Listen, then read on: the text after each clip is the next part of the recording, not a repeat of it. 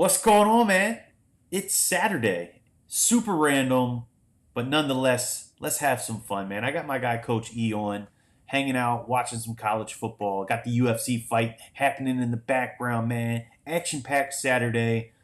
So, what better way to hang out and kick it than to do it right here on air, man? So, look, we're gonna do a couple of things. We're gonna talk, about some kids here in the Virginia area, or in the DMV in general, right? So DC, Maryland, Virginia. But we're not going to limit it to just that, man. We're going to be here for a little while, just hanging out. So if you jump on, you want your film watch, you want some honest feedback. Look, we'll get it on, man. We got nothing but time. We just kicking it. It's going to be real candid, unscripted. Let's just have some fun. So Coach E, man, kind of set the stage. What do we got set up on the screen right now? Who are we gonna check out first?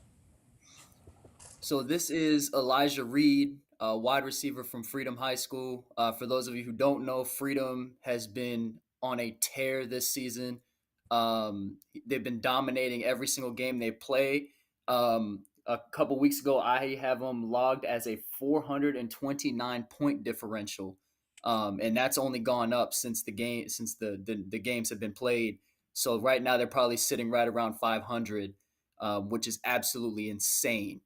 Yeah, I mean, hold on. They had a game where at halftime it was 92-0. Finished the game at what, 112-0 or something crazy. Like, it was astronomical. You know, some may agree and say that it was, the right thing to do. Let your kids play ball. Some will disagree and say, hey, maybe they should have called it, right?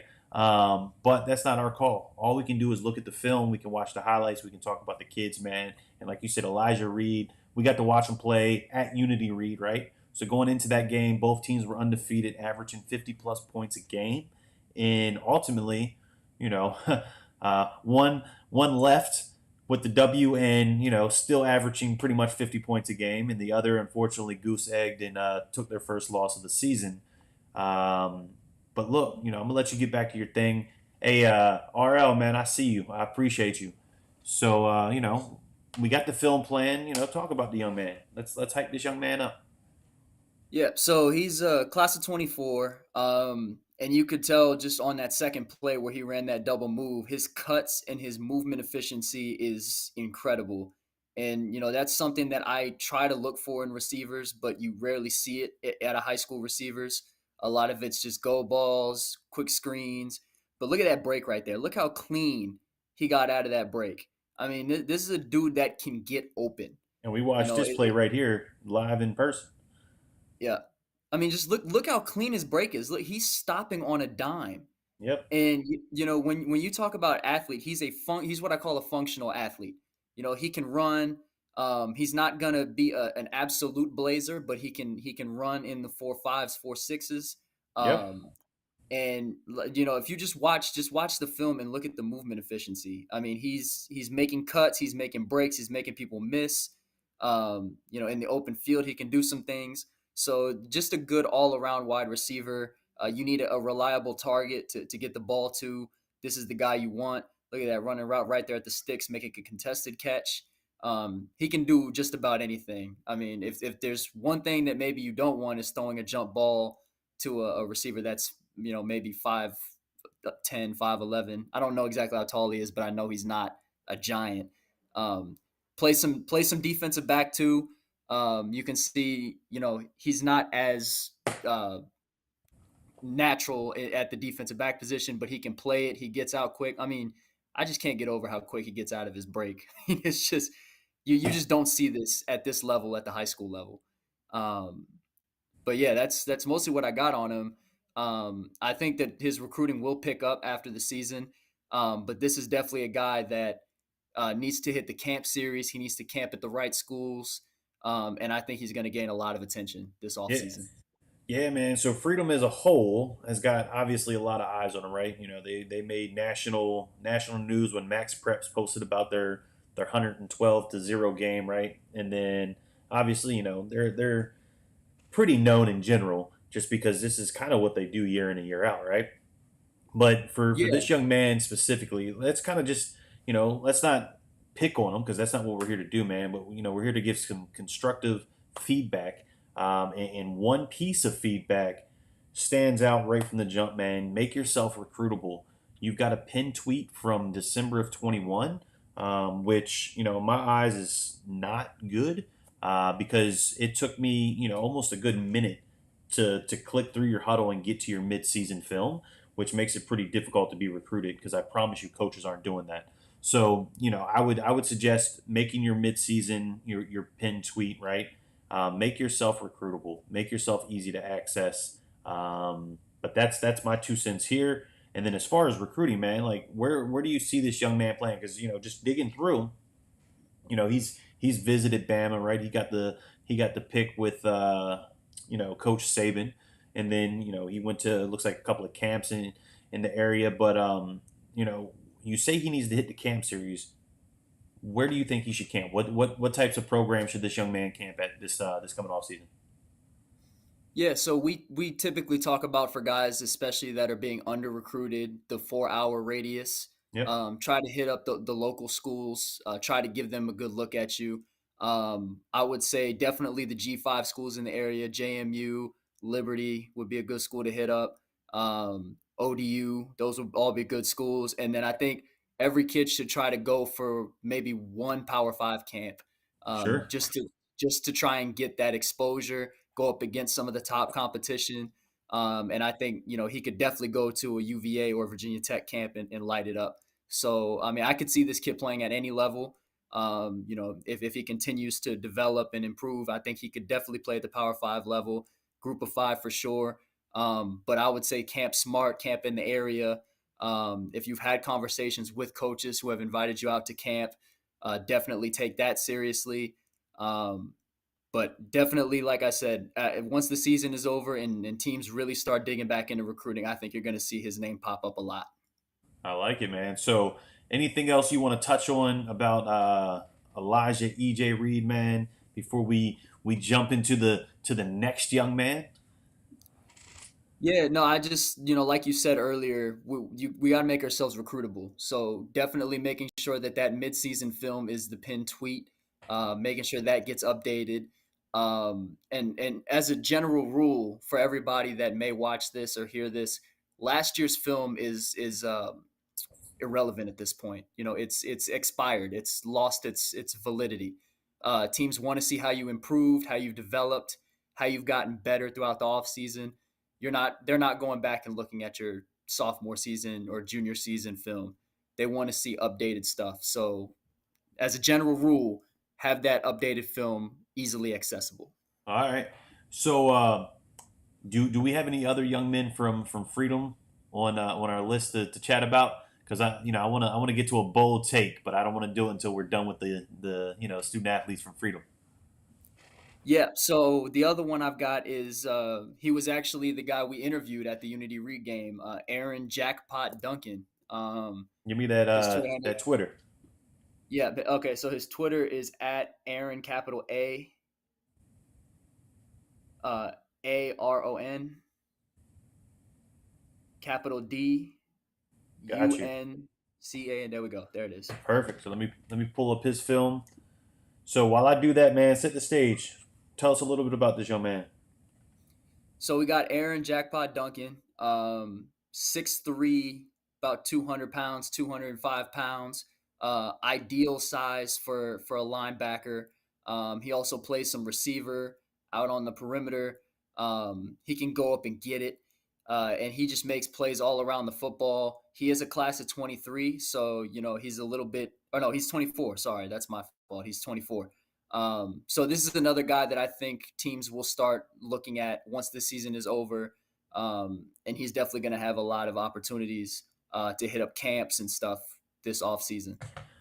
All right. So look, man, just an example of what I was just referring to. As you see, you got through his whole intro before I was able to pull up his midseason, right? Mm-hmm. All right. So that just kind of that goes back to what we were talking about, man. Make yourself recruitable. Make it easy for these coaches to be able to check you out, check your film out, all that good stuff. Because I do see you at least have a pinned tweet from 22. Looks like it might be your last game on the 15th. You've got that from Woodbridge. So that's cool. I'm with that. I'm okay with that. but I would still have your mid-season as your pin, until you update your film. So that's my 2 cents, man. But go ahead, get back to this young man. Let's hit him with the what do we like, right? Where do you see some improvement? Let's talk recruiting, man. I'm gonna dig through his Twitter while you do all that. All right. Yeah. So once again, anytime you get a kid from Freedom, you can automatically assume good athlete. That's just what they typically have down there at Freedom. But like I said earlier with his receiver stuff, I mean, you just see a big specimen who's athletic. He can go up and get it.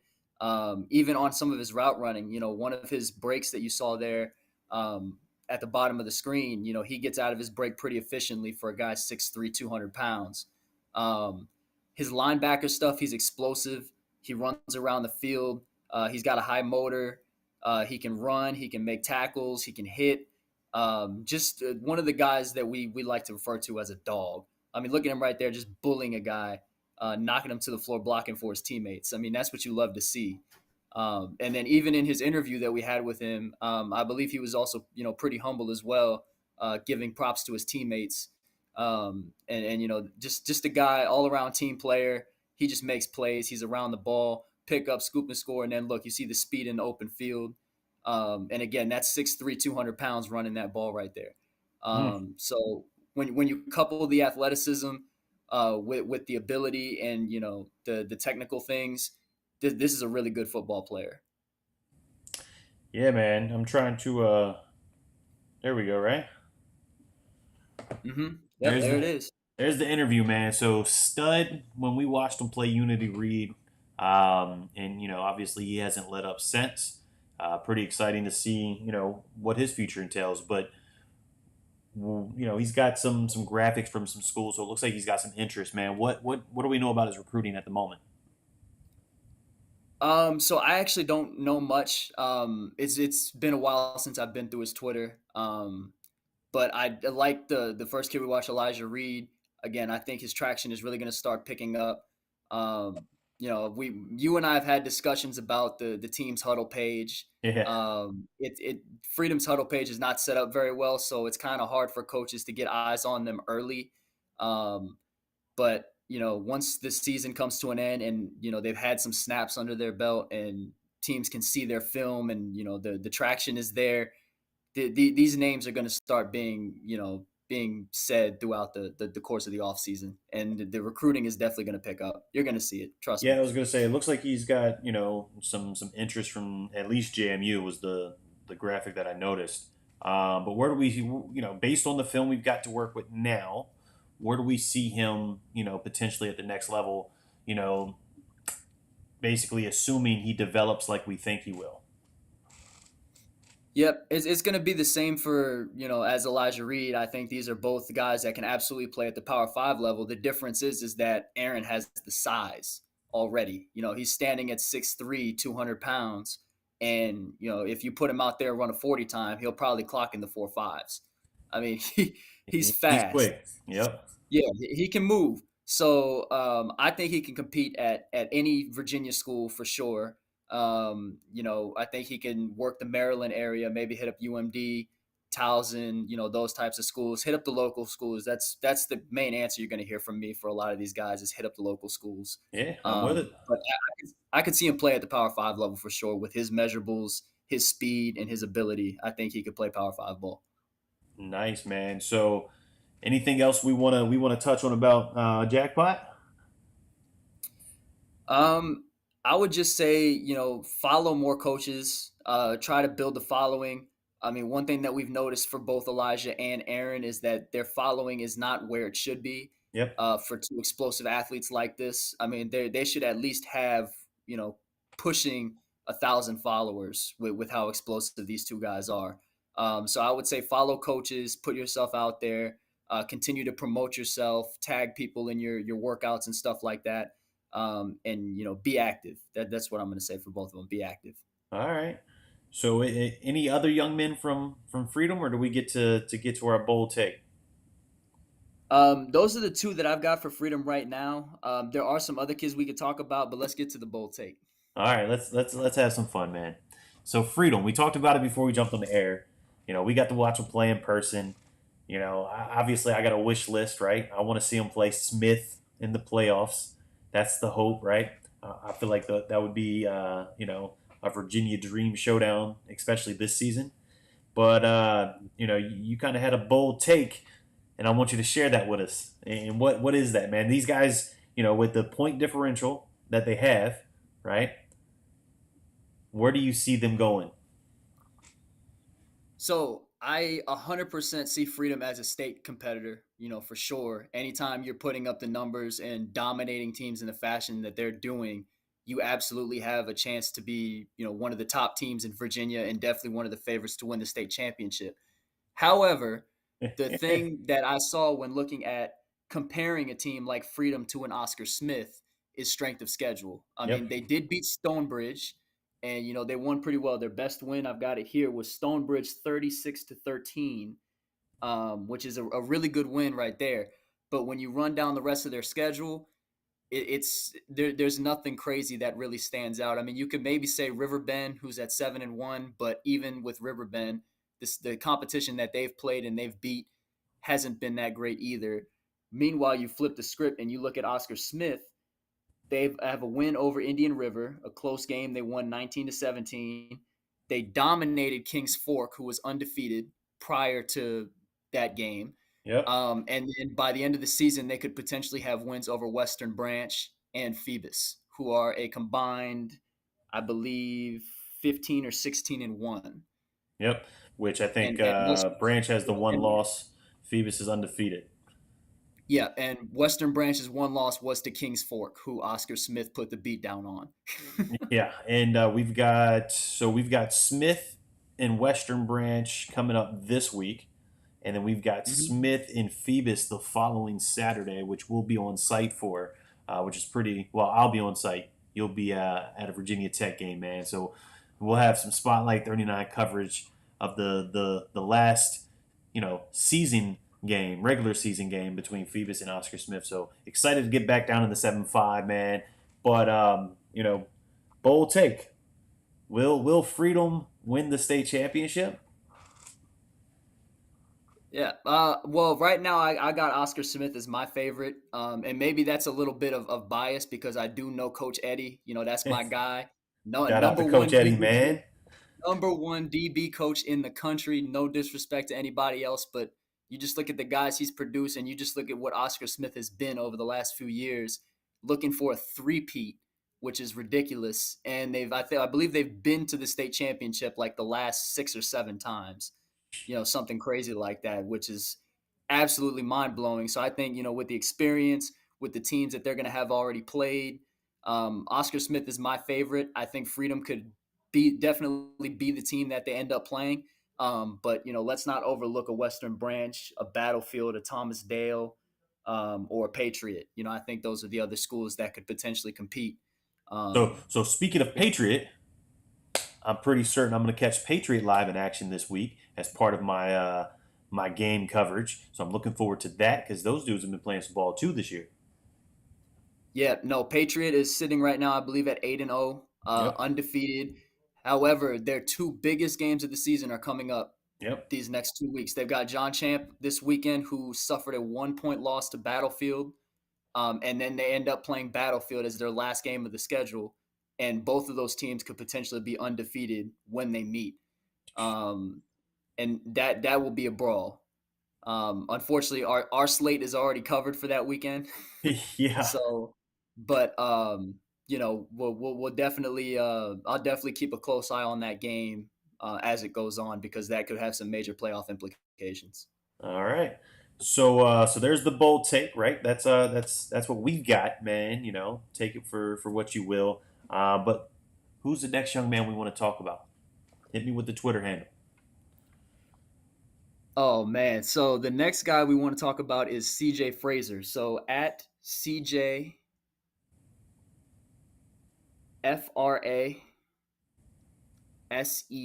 2023. There he is. All right, so let me There he pull him is. up. So set the stage while I pull the film. Oh, look, I think he's got it pinned right there on his Twitter. Well, His I got midseason. to pull it up on the other phone. I'm double Oh, dutying, okay. man. All right, there we go. So I had the privilege of meeting this young man at UNC. We went down there. Shout out to Coach Glove real quick for helping me get into that game. Um, and Shout out to and Coach just Glove for in general, man. Coach shout out to Glove, Coach Glove in Rock general. Carmichael, the whole family, man. Because we're not even a crew at this point. When I kicked it with Rock, we went to check out the Math of Life Christian, man. He said, "Look, if one wins, we all win, man. It's one big family, and I'm happy to be a part of that family, man. Because I've learned a lot from those dudes in my short time doing this. So shout out to Coach Glove, shout out to Rock, man, Coach Eddie, Coach Miller, Coach McCann, Coach Perone, all these dudes that I've been able to network with throughout the times, man. You know, let's go. It takes a village. But Takes back a back to the village. show. Yeah. So with CJ, it just an all around athlete. I don't know what's better, his offensive film or his defensive film. I mean, this is a guy that is all around the ball. I mean, you saw there his first couple plays, explosive plays. Right here, he's just going to go up and catch it over a kid real quick, stare him down, spike the ball, touchdown. He is at Western Branch, which is another one of the powerhouse schools here in Virginia. Um, like I said, just all around football player. He's gaining a lot of Group of Five attraction, a lot of FCS schools, and I'll tell you right now, there's going to be an FCS or Group of Five program that's going to be very happy to land this kid. This is a guy that could absolutely play at the Power Five level. Unfortunately, he is a class of 23, so it's going to be really hard at this stage. But he definitely has a lot of interest at the moment, and like I said, there's going to be a team that's really excited to get him. Yeah, so I mean, just pulling this up, obviously UD. I think they're still ranked number one in the FCS. If I'm not, I could be wrong, but it's last I checked, I believe they were number one in the FCS power rankings. So I mean, he's got University of Delaware, he's got Towson, he's got Norfolk State, and I think there was another one in there. But like you Richmond. said, somebody's going to be incredibly lucky to land this young man. Um, Class of 23, so he's on the last ride, man. When you know what do you think he might be able to do to close out this season to maybe give that recruiting a spike that could take him from the FCS level to that Group of Five type potential. So I do have to shout out another one of our guys, Coach Burkett. There he I, is. I did have a discussion with him regarding this young man. He is going to go watch the Oscar Smith versus Western Branch game. That'll be a huge game. I'm assuming he will not be the only college scout at that game. Um, Yeah. and the one of the biggest things of advice that I can say, in general, is you have to make your biggest plays on the biggest stage. So I think for a guy like CJ, he's been playing really well, and Western Branch has played some stiff teams, some stiff competition. But that Oscar Smith game, that's a chance to potentially dethrone the king. So so I think that having that game on the schedule, and it is their last game of the season, by the way. Western Branch ends a week early than most teams. Yep. He's going to have to do his thing against that opponent, and I do think that teams will uh, take notice when they see him do it at that level against that kind of team. So essentially, there's a lot riding on Friday night's game against Oscar Smith. So, Yes. there will be college coaches in the building. Like you said, Coach Burkett, he's made it known apparently that he plans to be there. I wouldn't be surprised if Coach Bly, from UNC's in the building. There could be others, right? Like you Yep. said, they've got the Oh, there chance there to will be others. they've got the chance to dethrone the king. So that's the biggest stage of them all, right? You get past that, you get into the playoffs, you continue to make noise, run, make that run for the state championship, and then this recruiting conversation could be completely different, depending upon what that performance looks like on the field Friday night. Yeah. And yeah, don't get it twisted. There will be other college scouts at that game. I can guarantee you. I'll put everything I have on that. Um, it's just there's going to be a lot of kids for both of these teams that are going to have to put on a show. I do have some guys, other guys from these teams that we're going to talk about coming up next.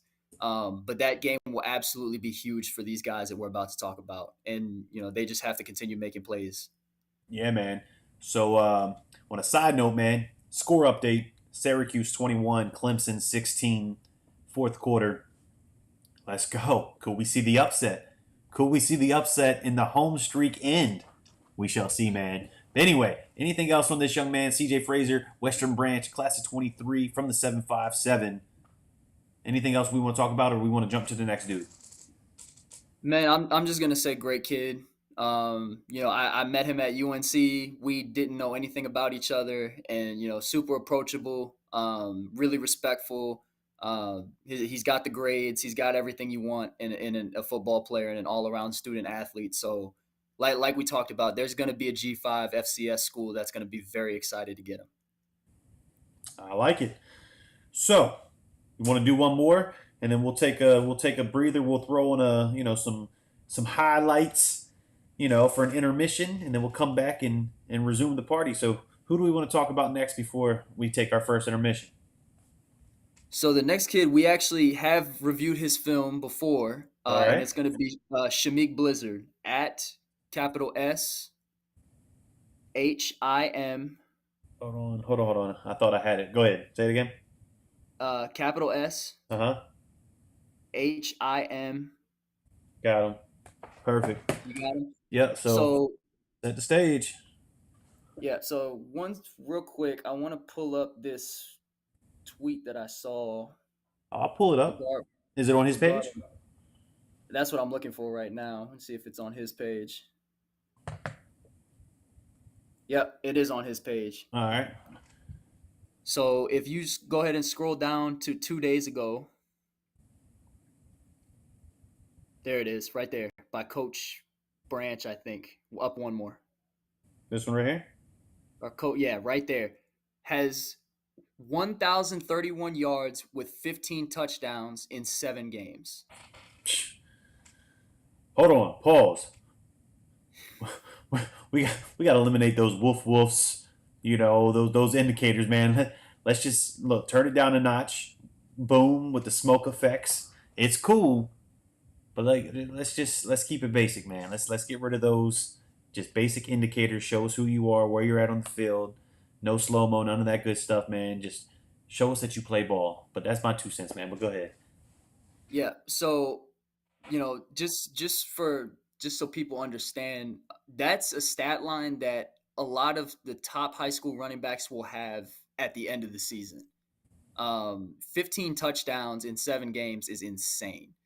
You see the speed, he can run. He's undersized, and that will absolutely probably hurt him. But he's a bull. Like you see in his film, he'll pick up in pass pro. He'll block down the field. He'll stick his nose in and get those tough yards. He finishes runs. Look at that. I mean, you just have no chance. He's gone. You're not gonna catch him. And one thing that I will say is he is running behind some mountain men on that offensive line. So I do have to give the big boys props. But I saw this stat line, one over 1,000 yards with 15 touchdowns in 7 games, and that's just something that you just don't see very often. No, no. So what is his where's his recruit? Shout out to EA.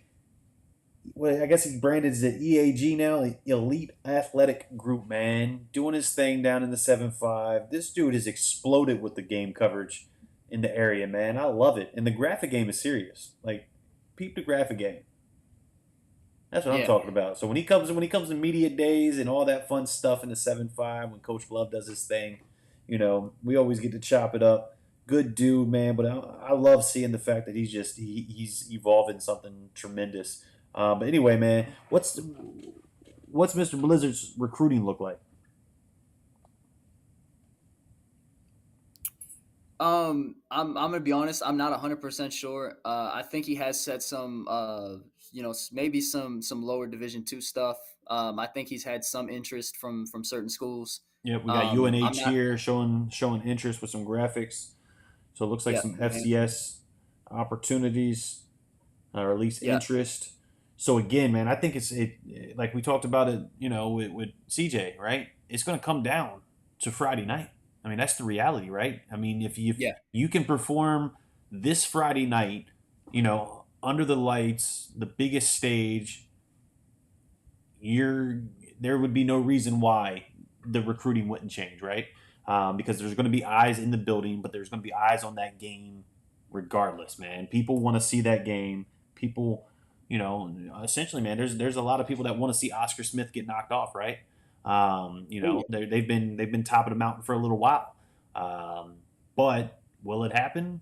I don't know. That's to be determined. There's certainly some opportunity because you've got Western Branch and you've got Phoebus, who are fantastic programs with some great talent on the team. But will they knock off Smith? We shall see, man. But there could be a lot of changes that come from Friday night's performance. So Oh yeah, no, 100%. And we talked about on the Twitter space that Coach Perone had last yesterday. Um, recruit the football player, and sometimes you have to be willing to look past measurables. I mean, this is a kid. This kid is 5'8", I think 5'8", 5'9". He's short, but he can move. And then the thing that stands out, look at this pass protection. I mean, he's picking up defensive linemen in pass protection, and he's not shying away from it. He is stepping up there and he is hitting dudes. yep. So this is a kid. This is a kid with a lot of heart. He's got the speed. He can catch out of the backfield. He can do everything you want. He's just a little undersized. So there's going to have to be a team that takes a shot on him. And I believe New Hampshire actually may have already offered him. I'm not a Uh, hundred. yeah. I'm not 100% sure. Just going through his Twitter, it doesn't look like it. It looks like he's got 3 offers at the moment. Newest being what is this? Norfolk State. I keep wanting to say Norfolk Steak. Norfolk State. And then he's got what is it? North Carolina Central. Yep. And then North Carolina A&T. So Okay. he's got some opportunities, right? The blessings are there for the taking. Looks like Clemson just took the lead over Syracuse. Yeah. Yeah. I'm looking at it now. Yeah. Will Shipley. But anyway, man, what else do we want to talk about, Mister Blizzard? That we haven't already said, man. Like you said, we featured him on Tuesday night when we've had McCam, when we've had Coach Miller look at him. Impressive film, right? Looks good. We're gonna see Yeah. No. Friday night. He looks really good, and for a lot of guys, we see um, really good athletes in high school, but very rarely do we see complete football players. That's it. And that's to be expected, right? The kids are young, but this is a guy that knows how to play running back, and there's very few guys that I can definitively say that for. JT Foreman being the other one that pops into to my mind, who we know very well out in California. But there's just certain guys where a lot of coaches say that they want guys to be able to come in and contribute right away. I mean, these are the types of guys that are going to be able to do that. Yep. They can come in as freshmen and pass protect. They can come in and they can catch the football. They can do what you need them to do, move the chains, break off runs in the open field. So all I'm going to say is if you really want guys that are ready to come in and play right away, look at a guy like this. Look at a guy like a JT Foreman, and you're not going to be disappointed. All right, man. So look, I think it's a good time. We'll take our first intermission. We're going to queue up some highlights from last night's matchup between Riverbend and Colonial Forge, man. So you'll see some familiar faces on there. The game features 4-star tight end, Penn State commit Mega Barnwell, who I did a post-game interview with. Great, humble young man. Started off a little slow and then just exploded, and ended up catching a 58-yard, just beautiful catch and run to the end zone. So that's on that side of the ball. Then we got Hero Carr, with Colonial Forge, right? Hawthorne, who I believe is a UVA commit running back. Then we got a UNC commit on the O line. What is his name? Noah something, right? Nolan McConnell. Nolan. Yep. So it's got some talented dudes, man. So let's cue that up real quick. We'll take an intermission and then we'll get back to it. Looks like you got some company rolling out in the background. So let me get that queued up real quick. Let's see. Hopefully I don't mess it up. We'll see how well it works. All right, here we go. So we'll see you guys back in 12-ish minutes. Sound good? Good. Hit part. Hold on.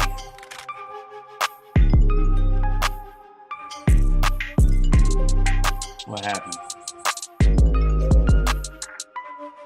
This is what happens when we go live. That's my fault.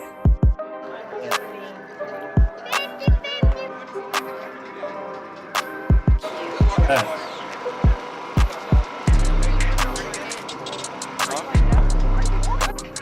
Alright, well, you go do your thing and I'll get it figured out. Hey, this is the proof you need that we did this on the fly. Oh, this is Superfly. Alright, so that's playing somehow in the background. And I'm not real sure where the video went, so we'll just we'll act as if that didn't happen. And we'll just go old school. We got the green screen popping right there. So you really see that it's on the fly. With the camera quality is terrible. All right, where are we at?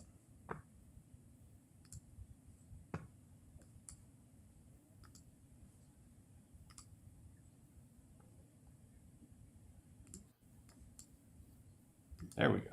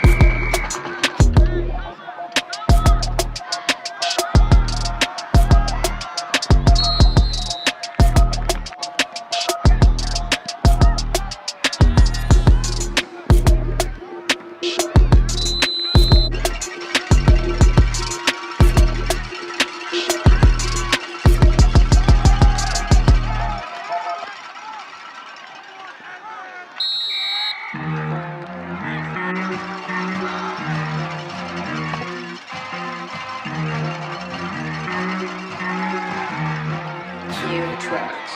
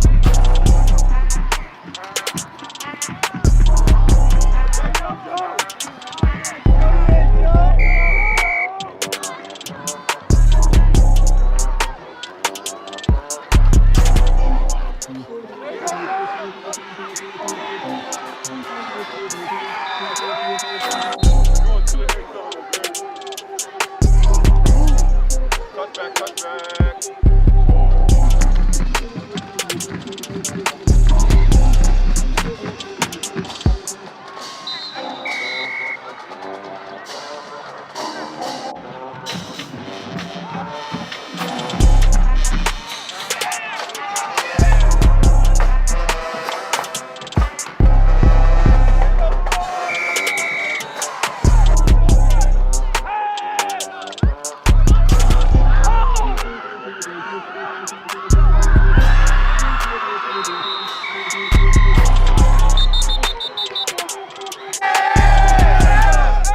heard a lot of talk this week about how good they actually were. All right, I heard a lot of talk about how they were, ready. They were the toughest team in the district.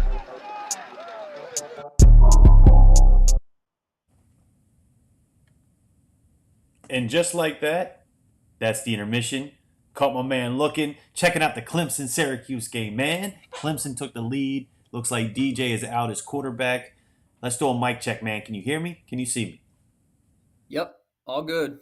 Good deal, good deal. So look, man, we got a handful of new folks that jumped on. So just to set the stage, let you know what we've got popping for today. We're doing just some real candid conversation, man. So we're gonna be just talking about some dudes in the DMV area. Those that aren't familiar with the DMV, that's DC, Maryland, Virginia. If you talk to the folks on the Eastern Shore, they consider it, Delaware, Maryland, and Virginia. But the real DMV, stand up, right? Coach E. Let's go. So yeah, man. So the first segment, we talked about some dudes from Western Branch and Freedom. So if you missed it, definitely check out the replay. Some fantastic young men, great skill sets. Let's give them the exposure that they deserve. But the film that you was just checking out, that was last night's game between River Bend and Colonial Forge. Like I said, it featured four-star Penn State commit playing tight end, Mega Barnwell from River Bend. We have D1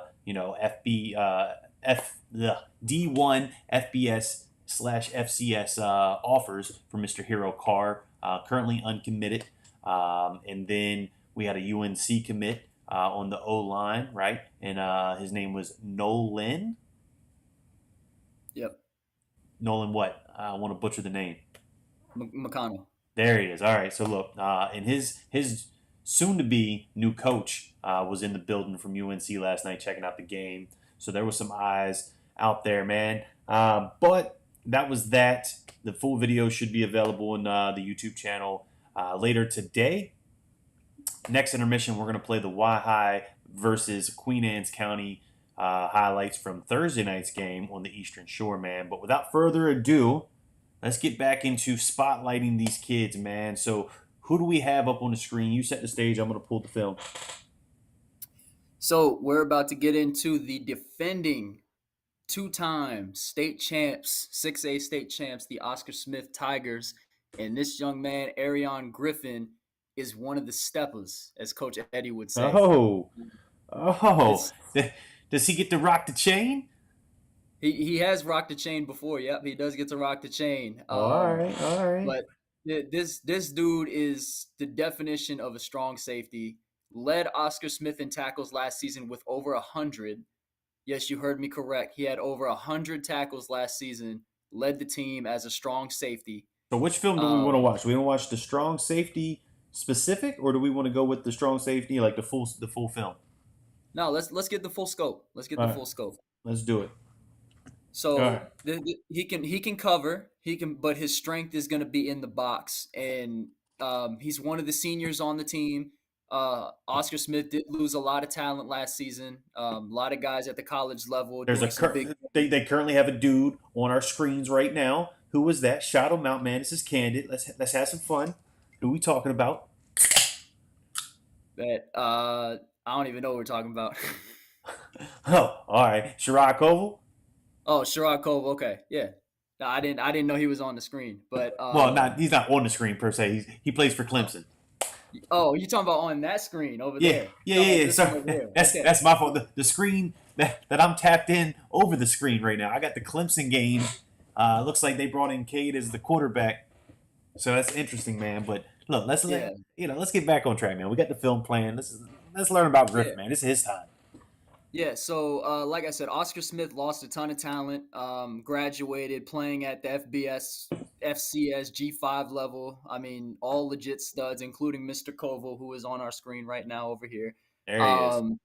So Arion was the other safety. Sherrod was more the free safety. I mean, he could still come down and lay a lick on you, don't get me wrong. But Arion was the strong safety. He was the complementary piece, and he did the dirty work. He cleaned up tackles. He came down the box, you see right here, just getting in the backfield and making plays. He can cover. He's a pretty good cover. I mean, when Coach Eddie's your DB coach, you can assume that they can all cover. Yeah, that's a safe assumption. Yeah. So his recruiting for some reason just isn't where it should be. I mean, this is a guy that you want to have in your secondary. He is a senior. He's one of the leaders on that defense. Him, Robbie Jones, Jerome Sutton, all guys whose recruiting is not where it should be. But they're leading that defense and they're making plays and they're doing what they're supposed to be doing. So there's a number of guys on Oscar Smith that I can talk about. But Arion is definitely one of the standouts. I mean, as I said, 100 tackles as a safety, leading the team last season with all that talent they had. I mean, that's something that you need to talk about. And you can even see him back there making plays in coverage, making plays on the ball. He's just everywhere on the field. Yeah, man. So let me just run through to see.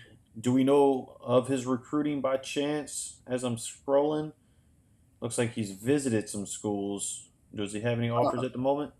And just FYI, that's the chain right there. That's the chain. That's the chain. Shout out to Coach Eddie and the Oscar Smith Tigers, man. Doing their thing. One of the best, if not the best in the game. So keep doing your thing, Coach Eddie.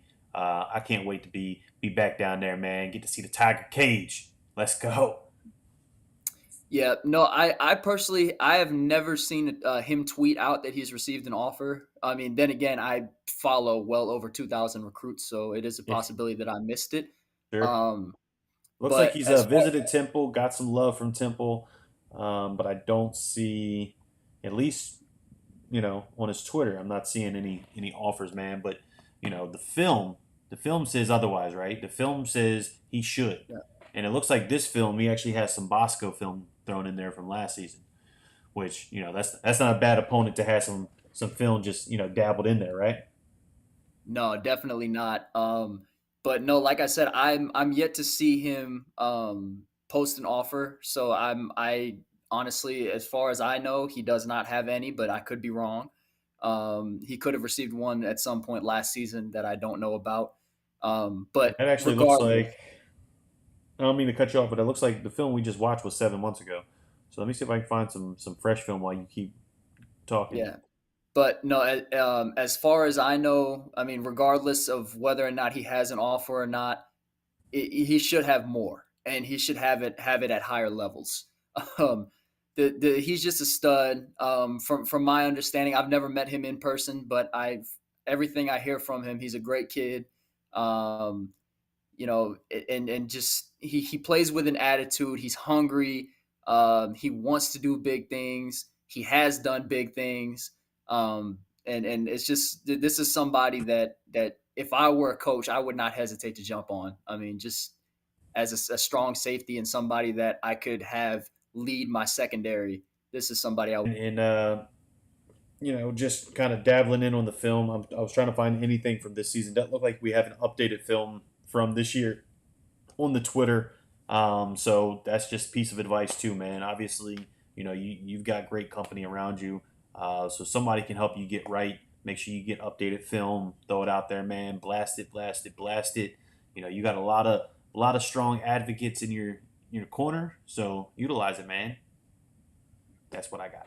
What else you want to tell us about Mr. Griffin before we jump on to the next young man? And then for anybody who jumps on during the live show, man, if you got somebody's film that you want us to check out, whether you're a parent, whether you're a student athlete, and you want us to watch your film and give you feedback, look, man, we're an open book today, man. We're just doing whatever. We're kind of just shouting out some dudes, real candid, watching some college football. Got the MMA thing going on in the background as well, man. It's all sports all day. Let's go. So what else we got?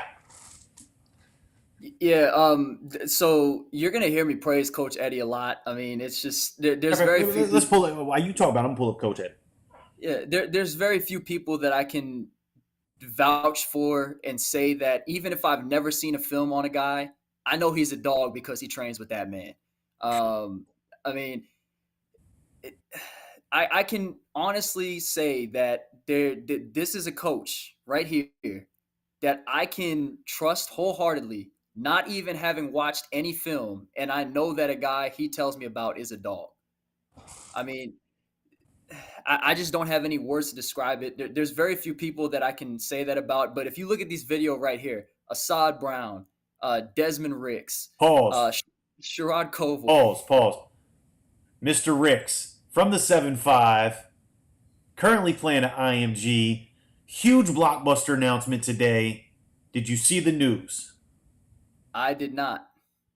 He is officially reclassing to 2023 and will be focusing on some top programs over the next couple of months while he makes his decision. Big things, big things for Mr. Ricks. Class of 23 reclassed. Let's go. Yeah. But I mean, just look at the guys that are in this clip right here. I mean, you look at you got Ricks, who's in my opinion, the number one player. I mean, I guess he's no longer 24, but he should have been the number one player in class of 24. Best player at the hardest position, that earns my number one player. Sherrod Koval, who, like we talked about, is on our screen right now, on this other screen, doing his thing. You got Assad Brown, class of 24, one of the top corners in the country. Monster. Nobody wants to throw his way, man. Nobody wants to throw. But when they do, what happens? He takes it to the house. Well. Takes it to the house. Well. Yeah, no, I mean, I would, from what I've heard, Mr. Brown is, he's not having the most fun season in terms of, teams are not really throwing at him very much. No, not at all. But even that guy right there, Dalen Everett, he's playing for Georgia. Yeah. And he did end up actually getting time. He's actually playing as a freshman. So if that doesn't tell you everything you need to know, that you have an incoming freshman playing already at the University of Georgia, I mean, I don't know what more evidence you need. And Sherrod is playing at Clemson. He's getting reps. When Mr. Ricks commits, he's definitely he's gonna be in the conversation for starter easily. Right. And then Assad right behind him. Too. Yeah. So I mean, very rarely do we see freshmen start at DB, and Coach Eddie has got freshmen starting at DB at some of the top programs. Let's go. So that's our Coach Eddie piece, man. So shout out to Coach Eddie. Keep doing your thing, man. And the best part is, he's probably one of the most humble dudes you'll ever come across. If you need help, he's more than willing, man. More than willing. So, Coach Eddie, we appreciate you. Keep doing what you're doing. I'll see you guys soon down there, Oscar Smith. So, who we want to pull up next, man? So, actually, I've got an audible right here. This was not one of the guys that I had on my original list, but I couldn't believe that I forgot about him because he is playing like one of the top football players in the state of Virginia right now. Okay. That is Mr. Damon Etheridge, safety/corner from Oscar Smith as well. 8 interceptions on the season. Hold on. I believe. Give me the Twitter while you give him the rundown so I can pull it up. Okay, so at Damon DAMON _ Okay. ETHERIDGE.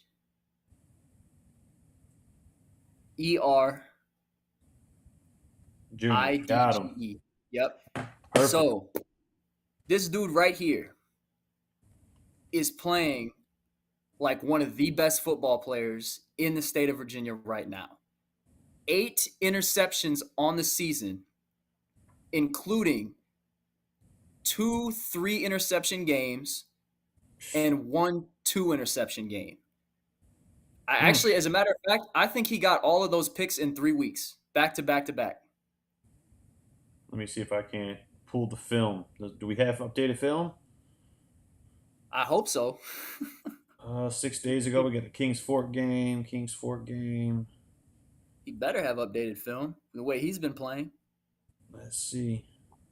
There's the chain again. Yep. But no, I was, I've been scrolling through Twitter. I've been keeping up a lot with what's been going on across Virginia. And this is just one of the things that I've seen. Look, there it is right there. 8 interceptions in 3 weeks. That's nuts. I mean, that's nuts. That's ridiculous. Let me see if we got mid-season. No. All right, so We What's can do the Kings Fork. you want to do the Kings Fork game? Yeah, Kings Fork. That's the best team they've probably played so far. All right. So yeah, man, tell us some more about this young man. Obviously, 8 interceptions in what 3 weeks? 8 interceptions in 3 weeks. I mean, I don't know what else you need to hear. And then look at him here, take just On the housing a biggest punt stage. return. He's gonna house this punt return right here on special teams on the biggest stage. Mm. If 8 interceptions wasn't impressive enough, that's just something that you could add on to it. But he can play everywhere in the secondary. He's predominantly a safety. But look, he goes up, plays the upfield shoulder, high points. Jeez. Again, I'm sorry I have to keep coming back to this, but these are Coach Eddie's guys. Like, they just know what they're doing. Every single one is a master of their craft, and they do exactly what they're supposed to do. They do everything correctly. Look at him in the open field. I'm just going to take this back 99 yards or whatever. You just don't want to throw anywhere at Oscar Smith's secondary because you know something bad's going to happen. Right. That's nuts. Yeah, man. Yeah. I'm glad you brought him up because I seen his name come up quite a bit over the last week or so, and it's because you have 8 interceptions in 3 weeks. You're going to make noise regardless, and the fact that he's doing it at Smith, on pretty much the biggest stage, again, I think Friday's game against Western Branch is going to be beneficial for a lot of dudes on both sides, and then same thing with Phoebus the following week, man. That's got the potential for both teams have some young men that just need that extra oomph, right? And I think that's the level of competition. Iron sharpens iron, and I think they've got the opportunity to really change the face of their recruiting, man. Yeah, and just as a reminder, these dudes were rotational guys last year. I Yeah. mean, these guys were behind some studs. I'm not sure. I think Oscar Smith does do a good job of rotating their DBs, particularly their safeties. So I'm pretty sure these guys did get reps last season. I mean, Damon, I'm pretty sure got reps last season, but just to think that he was the third or fourth guy on the depth chart at that position last year, and then you see him come out and have 8 interceptions in 3 weeks. I mean, that's just ridiculous. This is who Oscar Smith is. This is what they do. And this is one game highlight. This is a one-game highlight, ladies and gentlemen, and it's, what is it, 4 minutes and 4.5 minutes long? Yep. Which, I don't encourage, but if you have a single game highlight that's that long, you must have been doing something right. Yep. So, that's Damon, man. Anything else before we jump to the next young man? Yeah, from my understanding, he has one offer. I'm not sure where it's. I was trying to from. find it, but I didn't see it. Let me see. Yeah, I believe he has one offer. Again, just like Arion, not enough. Not at the highest level that this kid could play. Coaches, please follow this man. Contact him if you need a ball hawk in your secondary. This is the guy to get. And he just makes plays. He's got ball skills. He can go up. He can high point it. Just an all around guy that you can put in your secondary to do whatever you need him to do. Man. So that's Mr. Damon. Let's get him on the board, man. Who else we got? All right. Up next, we got a guy from Battlefield High School, Demir Minka, at DAE _ M1 NKAH. Yep, there he is. Perfect. Get him queued up over here. Let's see. DAE _ MIN.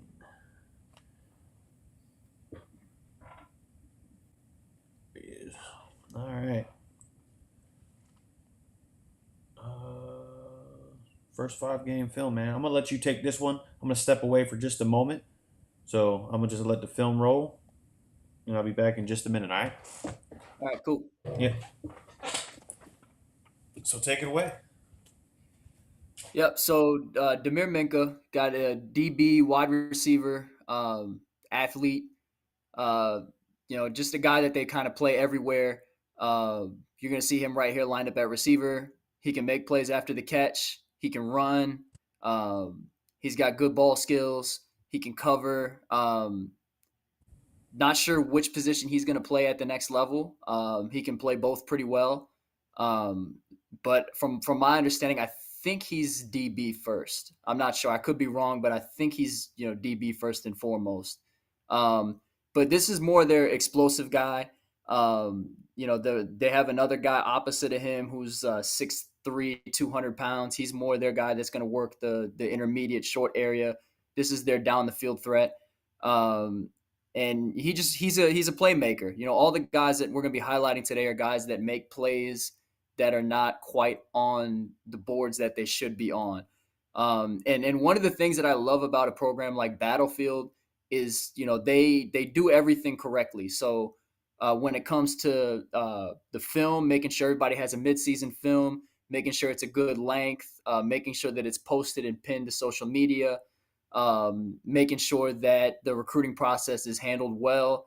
I think these dudes have gone to camp this offseason. And Battlefield just does a good job running their program in terms of the recruiting stuff, the off the field stuff that a lot of people don't understand goes into this. This is one of the guys that another VA kid that is not getting the looks that I think he should be getting. As you see, runs down, tracks the ball, plays it in the air. And like I said, a guy that they move all over the place.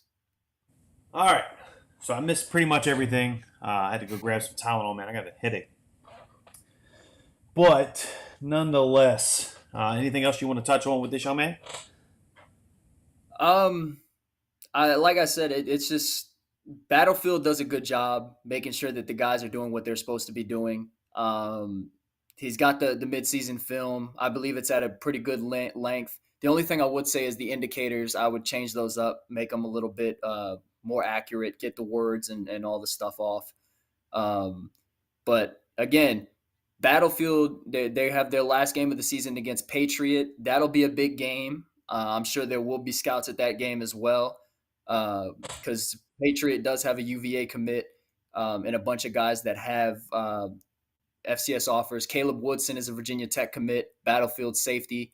So I'm assuming that there will be quite a few scouts at that game. So that's going to be the game to have circled in terms of the games that they need to perform. Good deal, man. So look, we're going to take a final intermission. We'll watch the Wahai game, man. Hopefully this Tylenol will kick in, and then we'll be back in probably about 15, 20 minutes, all right? All right. Cool. So let me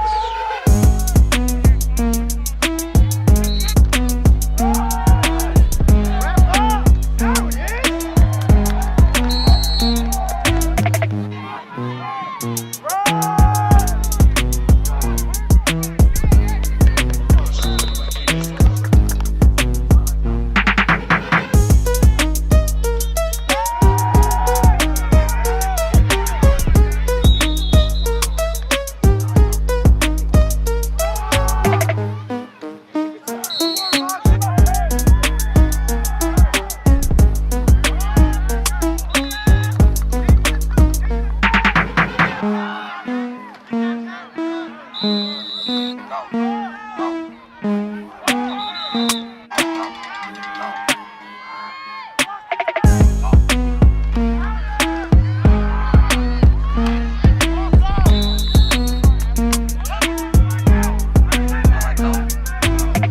tracks.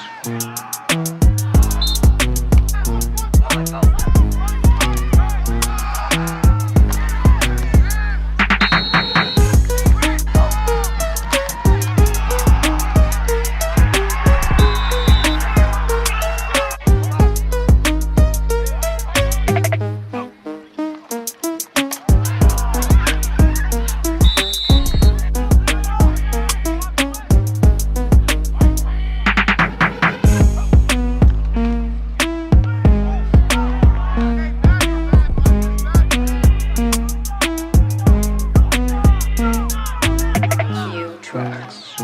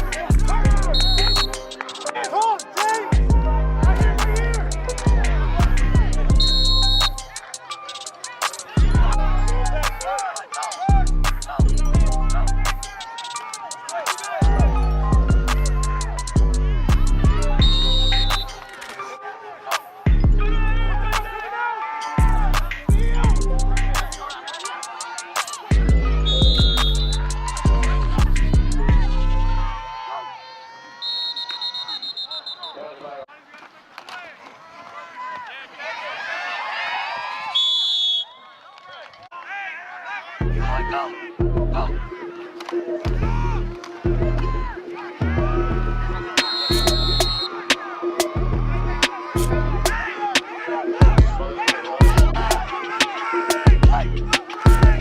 tracks.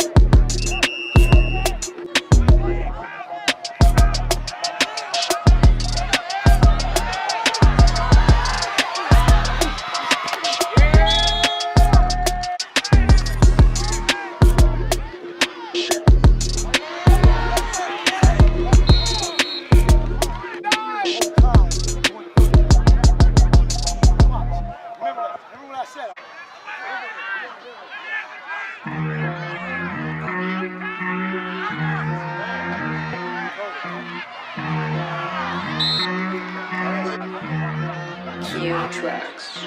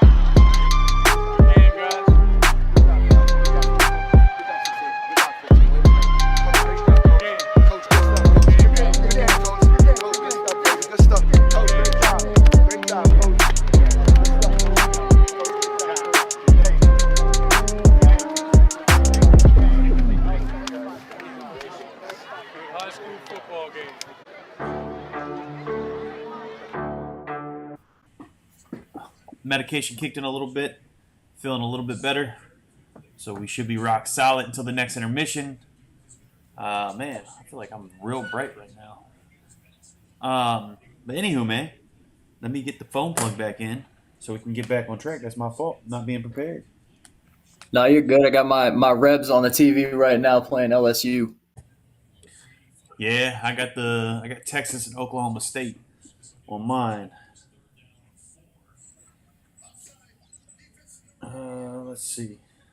Let me pull his actual huddle real quick. It's a better quality. All right, so who are we looking at on the screen, man? We're looking at Brandon Kamarasana. This is a edge rusher, outside linebacker from Thomas Dale High School. Not a school that a lot of people are talking about, but this is 100% a school that can ruin somebody's season. Oh, They are undefeated right now. I believe they sit at 8-0. They're a nasty team. They're a physical team.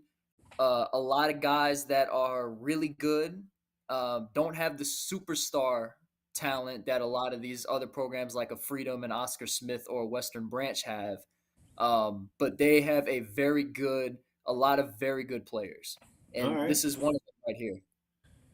So he is 23, so he's on his last ride.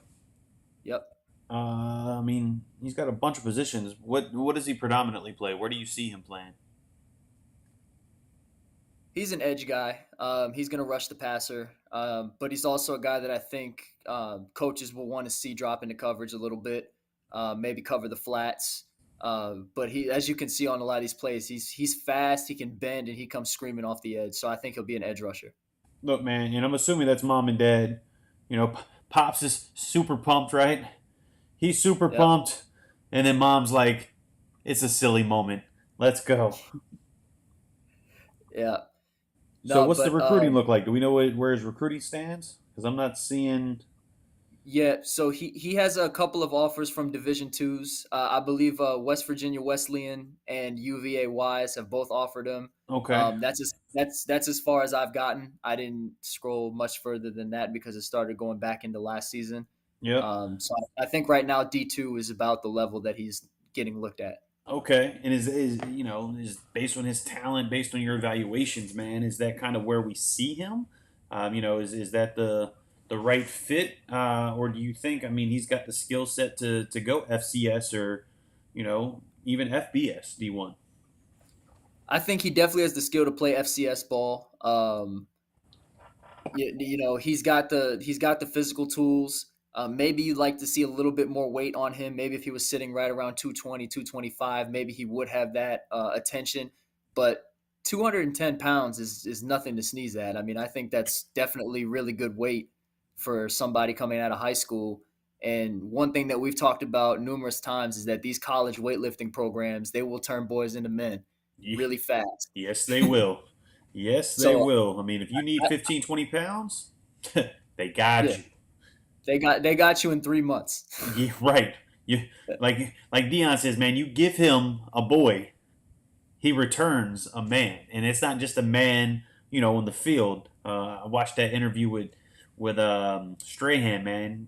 He went in depth on, how he wants these kids to be better fathers, better, human beings. But it's just, funny, man, because, like you said, 3 months, they'll get the body transformation right. So they'll get you right there. But then, that's when you become a man, right? College is where you set yourself apart and, make a name for yourself. So good deal. So this is Brandon, 6'2", 210. You said he's more of an edge guy, class of 23. He's got the GPA. He's got his NCAA ID. Let's see, phone number with head coach. He's got the right stuff in his bio. Clearly, he's putting out content. He's very active on social media as far as posting. But I feel like he could be following more folks if he wants, more exposure and more potential eyes on him. So that's my piece of advice would be to, step up the Twitter game and start following more coaches and don't just go for head coaches. You want to go for, assistant coaches, position coaches, those types of dudes as well. So that's my 2 cents. Anything else you want to talk about, Brandon? Um, yeah, I just think, for a lot of these guys, especially at a school like Thomas Dale, which is a school that not a lot of people, it's not up there with the top schools in Virginia. I think it's a really good school in terms of the football talent they turn out, but when it comes up in conversation, it's not quite with the Oscar Smiths or the Green Runs or the Western Branches, things of that nature. This is a lunch pail team that they're hungry and they want to upset you. They want to ruin your season. And Brandon's that type of dude. So like I said, I definitely think he could play FCS ball. Maybe they want to see him at inside linebacker, 6'2", 210. That's really good inside linebacker weight. But I do like him on the edge, especially if he can put on that weight, which I think they will get him to do. All So right. that's how I feel about this kid. Good deal. So who else are we going to get some exposure to, man? Who's next? Yep. So we actually have, I think, twins here, if I'm not mistaken. Uh-oh. First one is going to be Nick Tyree. So it's going to be at capital Nick, capital T, and then YREE6.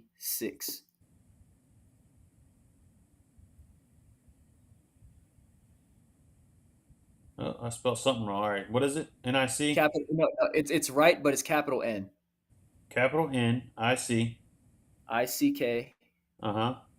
capital T, YREE6. There he is. All right. There we go. So while I pull up the film, man, tell us about this young man. So the guys that I'm getting ready to talk about, and I guess I can throw in what I'm assuming is his brother in the conversation, Nick and John Tyree. I believe they are related to Notre Dame running back Chris Tyree, because I checked, he does follow both of them, and they do retweet his stuff. Two guys that are just explosive athletes. They can run, they can catch, they can make plays with the ball in their hands. I believe John is a DB. I get the two mixed up, but we're gonna find out. So Nick is class of 24, wide receiver, running back, DB, football and track, 3.25 GPA, 4.40. Yeah. Well, That's he a pause. can run. That's a pause. 4.40. That's a pause. He can run.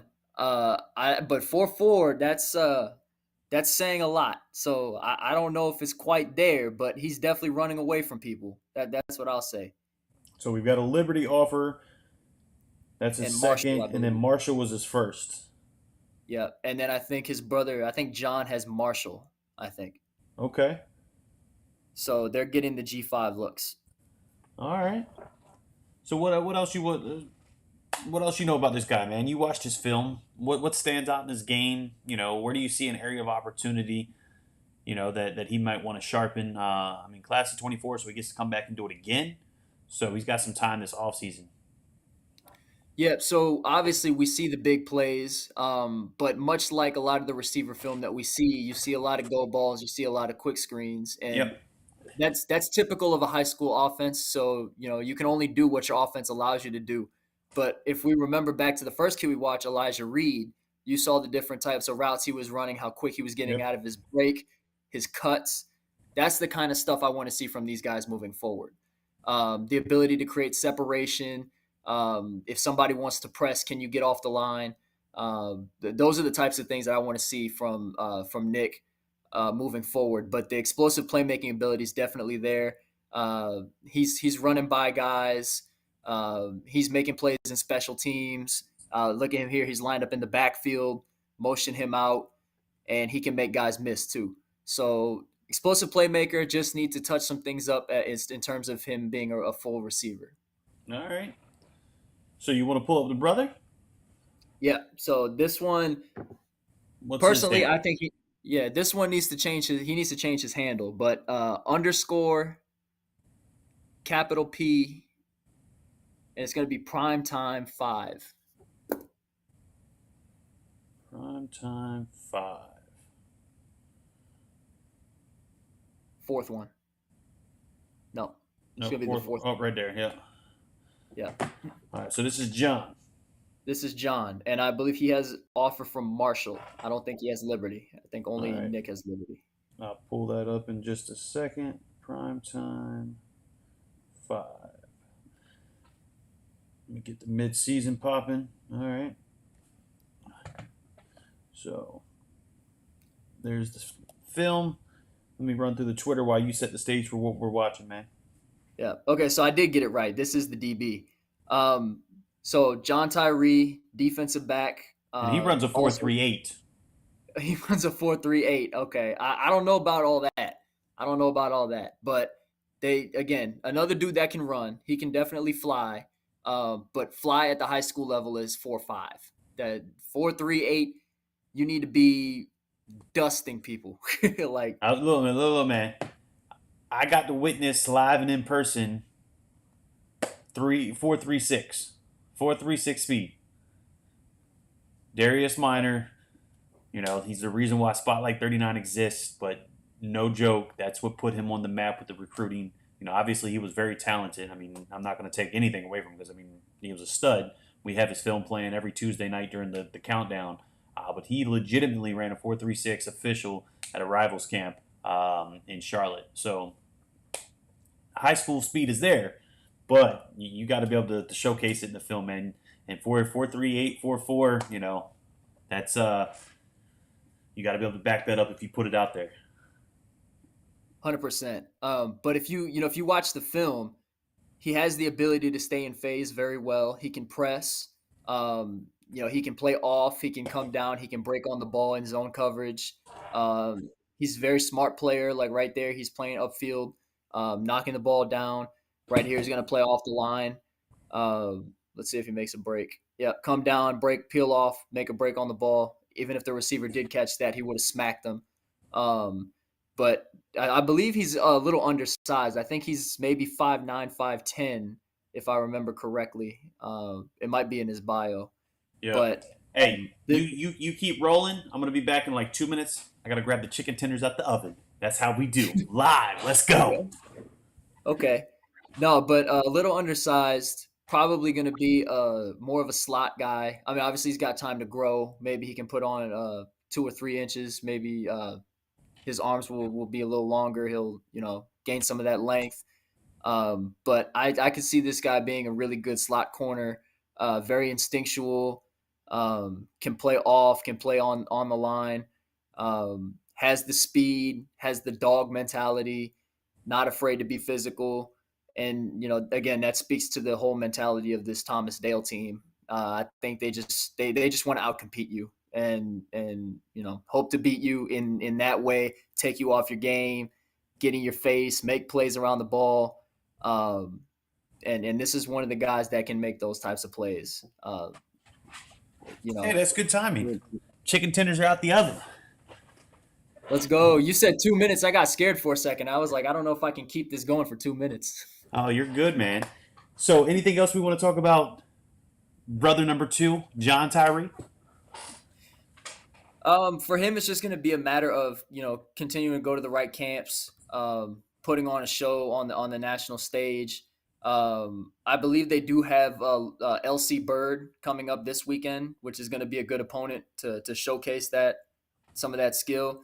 But I project him as more of a slot corner at the next level, assuming that his size stays about where it's at. Okay.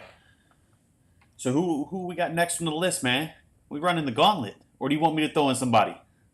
Man, so I ran out on my list. All right. Well, look, let me pull up my list, man. So up on the screen right now, man, is Old Sun Sports, right? Yep. Been following me. Had no idea who he was, honestly. Small world. I travel 4 hours away, go see my mom on the Eastern Shore of Maryland. Covered the Y-High Queen Anne's game. I say hi to this gentleman, pregame, just kind of what's going on. And then I get home and I'm sifting through Twitter, right? I'm sifting through it, and I see some highlights from the game on his page. And I was like, who's this dude? Like, he's following me. Let me see what's up. And we got to connect, man. So small world. But nonetheless, he blessed me with some Twitter handles for some of the dudes. Okay. And let's pull up Maryland's leading rusher right now. He goes I've to heard the Queen name. Anne's County. I've heard the name. Yeah, Queen Anne's County. So he's got like Army, Navy. We'll go through his Twitter here in a second, but I'm gonna pull him up, man. Um, let's give these guys some exposure. Wilson Smothers Jr., right? So this dude put up over 300 yards Thursday night. 300. 300 plus. 300 Sheesh. plus. 300 plus. And you see it all in the Wahai Queen Anne's game posted on the YouTube channel. And that we played, I believe, last intermission, man. But this dude is a baller. Just workhorse. And you'll see his film and you'll know why he's got the Army and he's got the Navy offers, man. Just his running style. So 3 hours ago, so we got some fresh tape. Fresh tape. I want you to just watch it. Give me some feedback, man. So now we're turning the tables. Yeah. So as you're watching it, man, just walk me through it. What are you seeing, right? Let's go. I wish it was a little bit of a closer camera angle, but Right. we'll work with what we got. Yep. So while you're watching, man, I'll kind of set the stage based on his info here. So All-State running back, like I said, currently leads the state in rushing from Queen Anne's County High School on the eastern shore of Maryland. 5'10", 210 pounds, 3.75 GPA. So academically, where he's where he needs to be. He runs a 4.68. He runs close to a 4.68 real time. I could be wrong. I'm not going to take anything away from him. He is a senior, class of 23. Like I said, he's got Army. He's got, I believe, Navy. He's got Frostburg State. So he's got some. But here's a, 1,462 yards. Averaging Jesus. almost 250 yards a game. Whew, Yeah. Yep. man. And Hey, that's and look, that's in 6 games. 6 games. Wow. Yep. Does this team throw? Like 5 or 6 times all game. Max. Okay. That I witnessed Thursday night. So that it is a very, very run heavy offense, for sure. But let's see what else, man. He's made a lot of news, so obviously, Old Sun Sports doing his thing, getting in there, covering it. He's sharing. He's a good teammate. He's sharing his teammates' info, getting them some additional exposure. Delmarva Sports Network, obviously showed him a lot of love, did the post-game interview.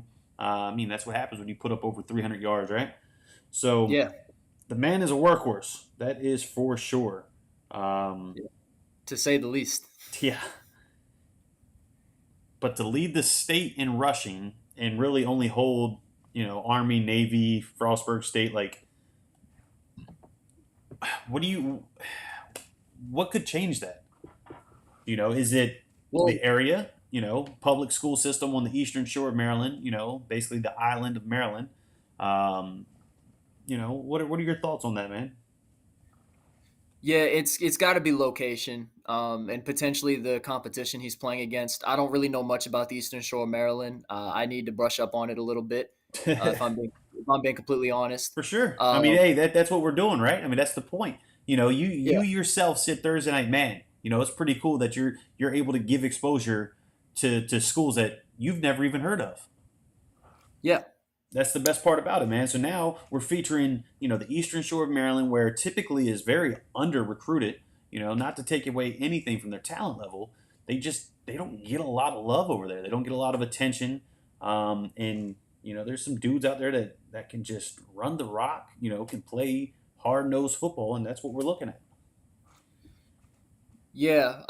But if you do look at where the top backs are, particularly in the state of Maryland, you're looking at Dylan Jones, Good Counsel. Yep. You're looking at Tavani Mizell, DeMatha, Devin Roche, Dunbar. And you're looking in the DMV Baltimore area. Yep.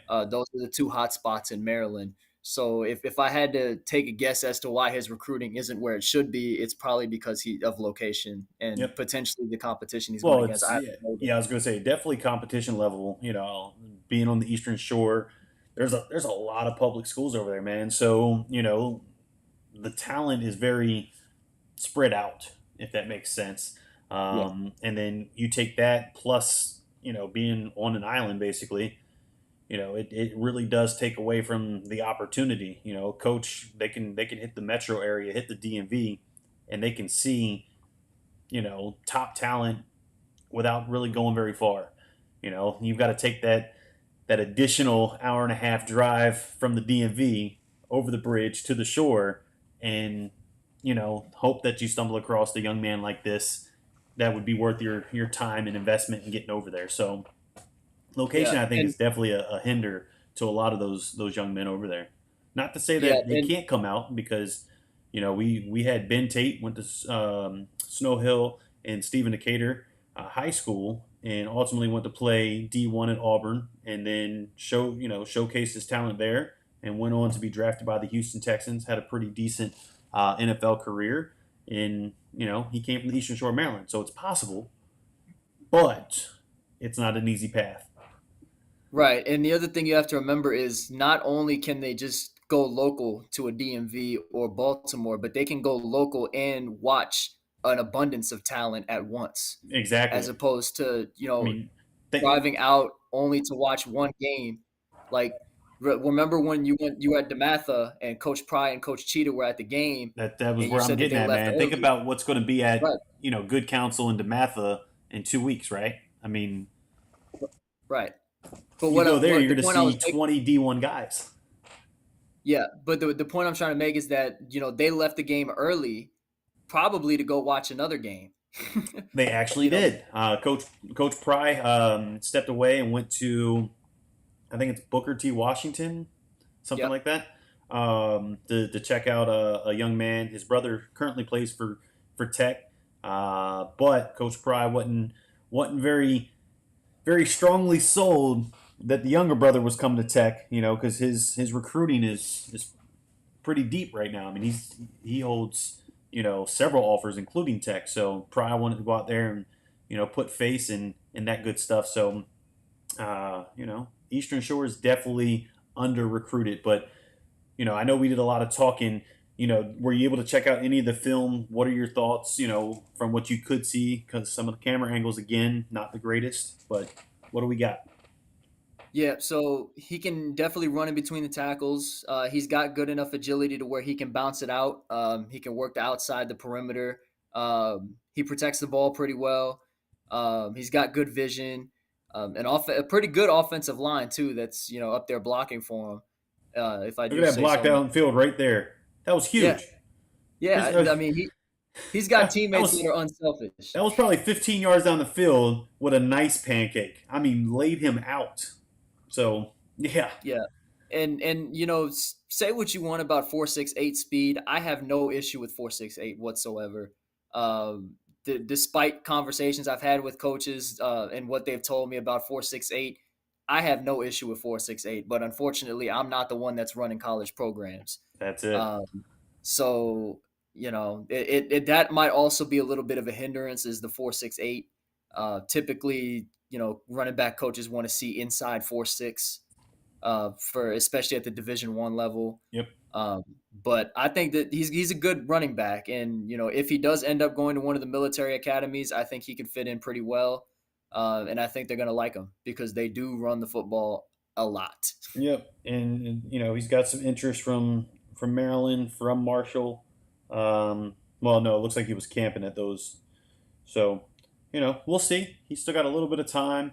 Queen Anne's, they're gonna make a run to the playoffs. So, we shall see. But let's stay on the shore, man. Let's run that back. Let me pull up another young man, but this time on the other team, right? So from Y High, let's take a look at, I believe, yes, their quarterback. Their quarterback. So this is kind of what I was referring to. So his pin tweet, unfortunately, we're looking at what? Last year's film. Yeah, Last year's February. film. So let me pull him up so I can give you his actual, at least try to find some current film. But why I do that, this young man, he showed a lot of heart and a lot of leadership. And there's a piece on the film, on the video that I released, that actually shows him in the huddle. I mean, just digging into his team, pointing up at the scoreboard, with like 3.5 minutes left. They're down, I think, 2 scores. And he drove his team down, and scored a touchdown while he had actually been injured earlier in the game, came out, got wrapped up. His knee was, heavily taped up. You'll see that in the film. Comes out, leads them to that touchdown, brings them within 1 score, and unfortunately didn't pull out at the end. But you see that example of his heart, his determination, his leadership. So I just wanted to shout that out while I pull him up. But it's Darius Foreman, and like I said, he's quarterback. He plays safety, 6'1", 190. I believe he is a senior. I believe. But let me see if we can find some new film. Some kind of new film. And he's a QB. Quarterback and safety / athlete, yeah. He did a lot of, QB keeps. I mean, just design quarterback runs a lot. So let's see. Man, that's unfortunate. So if do we have?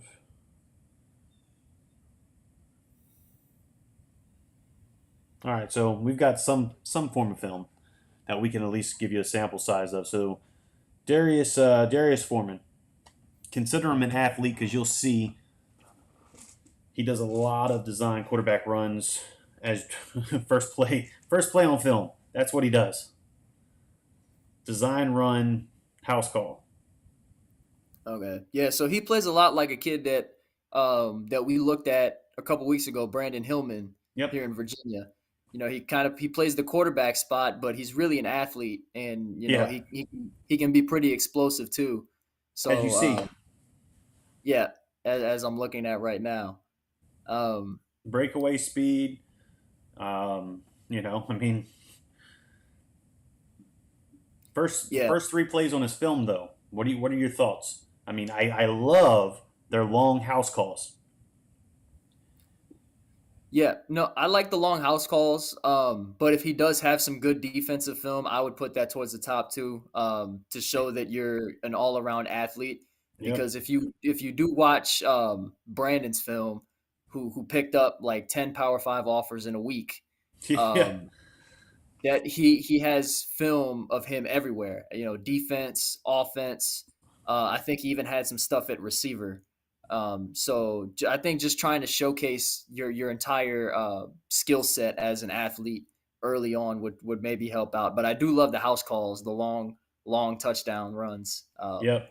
Now, from my just from me observing what I watched Thursday night and then looking at the film, man, quarterback at the next level, I don't know is the right fit. Like you said, athlete, showcase what you can do on the defensive side of the ball. But honestly, man, like I wouldn't be surprised if he transitioned to running back.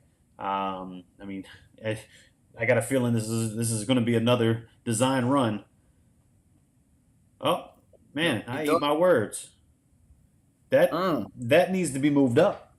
That's 2 minutes into his film, and that was, I think, the first pass that we watched. Yeah. And Well, that it was depends dime. on. Yeah, no, I mean, but it depends on what he wants to showcase himself as. I Well, mean, that's very true as well. So if he wants to be a quarterback, which from what I've seen so far, I would probably say athlete first and foremost. yep. If he wants to be a quarterback, then yes, he should absolutely move that up. But if he's showcasing himself as an athlete first, I would move defensive stuff up towards the beginning as well, and just show the playmaking ability on both sides of the ball. Good deal, man.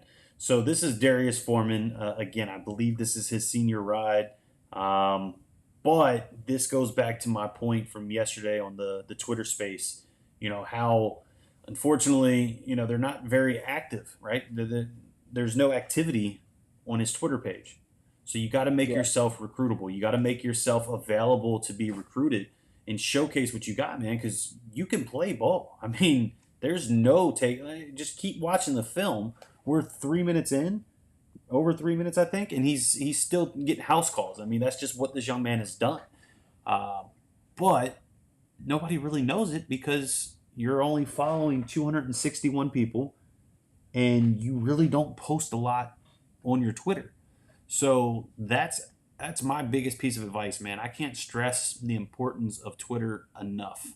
That's my Right. thoughts, man. But any closing remarks on this young man before we jump into to someone else? Yeah, and we talk about location, and you have to be willing to put your ego aside and recognize that you are not in the most ideal location for recruiting. Yep.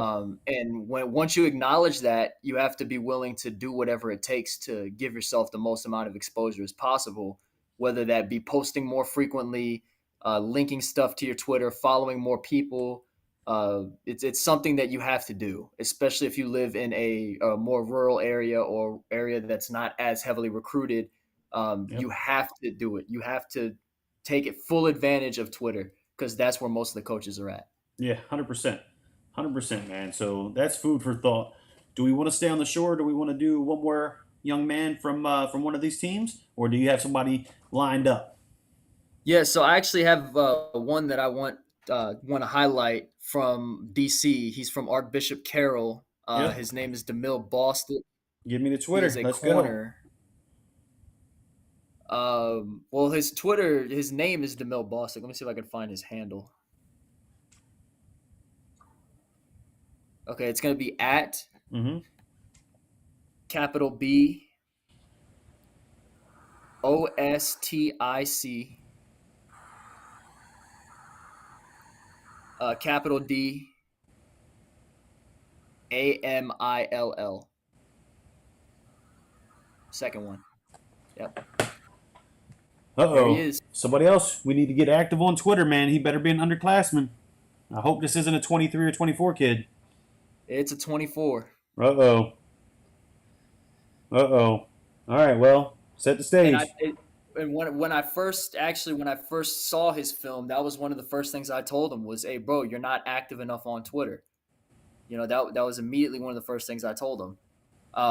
But in terms of him as a football player, which is what I really want to talk about, There we go. 3-year starter at Archbishop Carroll at corner, 6 foot, I think he's about 180 in terms of weight.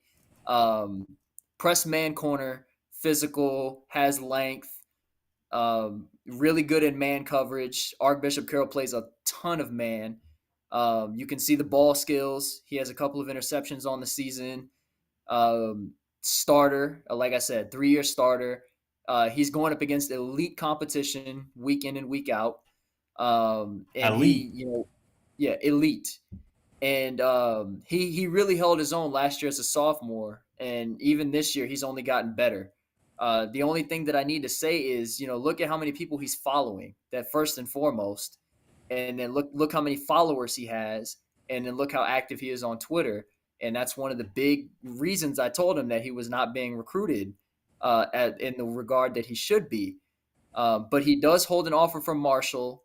And I think that he has the potential to gain a lot more recognition and a lot more traction if he would be more active on social media. Yeah, I mean, he does have one thing in his favor. He's got some teammates that are very recognizable, right? Yeah. That are being heavily recruited. So there's definitely eyes on his game.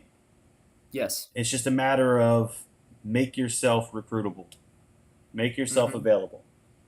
Yeah, and speaking of, I'm still waiting on Nicholas Harbor's his commitment.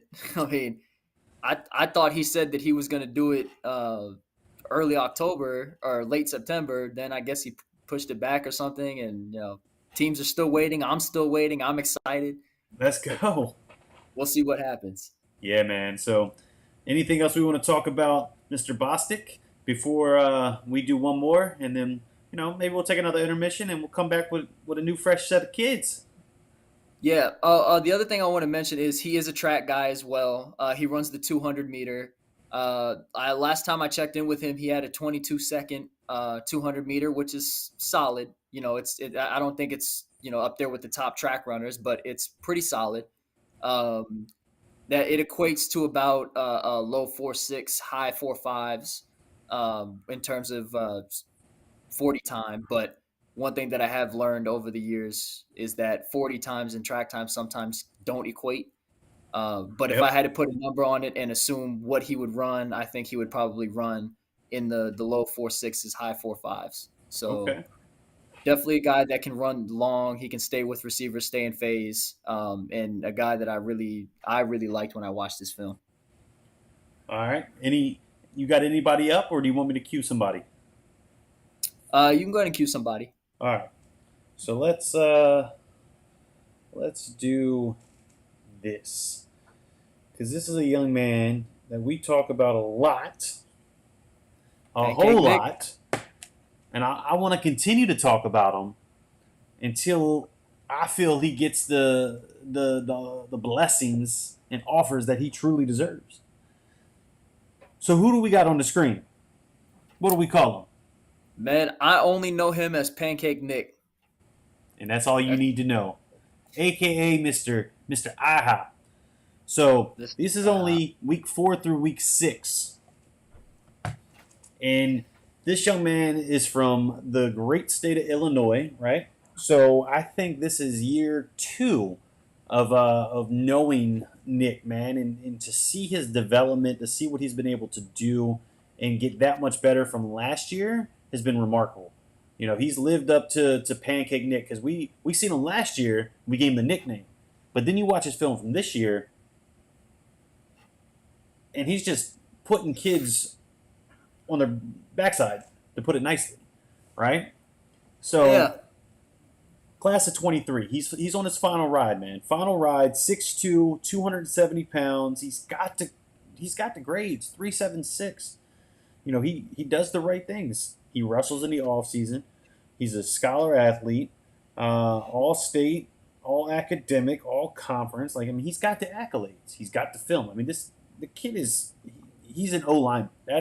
He's built to be on the O line. He's in the right fit. He trains with Fist Football Academy, which, shout out to those guys, Coach Solomon, Coach Sabo or Sabo. Don't kill me if I butcher the name. But for some reason, he still just doesn't have the offers that I feel. I would imagine you probably feel the same way, that he really deserves. yeah. I mean, here's the thing: if you get him down blocking, it's game over. Your defensive linemen are not going to stand a chance. They're probably not even going to see him coming because he gets off the ball pretty quick for someone his size as well. We stay And then talking even about Pancake Nick. yeah, and I mean even in pass protection, I mean this dude. Look at this dude running 15 yards down the field to get a block, and in pass protection he's pretty good too. Like he holds up well. Even in the way he run blocks, he uses leverage. He stays square. He gets under his pads, and he's got all the tools to be a really good pass protector as well. So the fact that these schools aren't recruiting him is mind boggling to me. And then again, he is in Illinois, and I don't know how the recruiting is in Illinois at Yeah. all. But assuming that it's around the same level as Virginia, he should have a lot more than what he's got. Yeah. No and, question. and whoever he decides to commit to, when he decides to commit, they're going to get a stud, man. They're going to get a young man that's going to they're going to come in. He's going to come onto the program and Start. probably take a starting role, especially if he goes to a Dayton or equivalent, man. And that's just the reality. So, kudos to those that have offered. Shame on those that haven't, and hopefully more will recognize that Pancake Nick is that dude. Nick deserves those opportunities, and we're gonna keep talking about him here on Spotlight 39 until he gets what he deserves, man. And if it's Dayton, shout out to Dayton for pulling the trigger. We'll see when the time is right. But that is Pancake Nick. Like I said, man, we had to showcase Pancake Nick. I couldn't do a disservice and not showcase this young man, because we talk about them all the time. So we're going to do one more intermission, right? We're going to watch one more game that's going to feature a couple of dudes that we're going to come out of the intermission and kind of just touch on, just because that's what we got to do. And then, if you want to line up another, 2 or 3 dudes to close it out, that's what we'll do. But let me cue up the next intermission highlight game. We're going to look at Louisa County versus Western Albemarle. Featuring who? Featuring him 1 and him 2. Him 1 and him 2. So let me pull that up here. And intermission time. Dang it, I did it again. Oh, jeez. Nope, hold on, 2 seconds. That's my fault. I went to the wrong. Let me go to this one.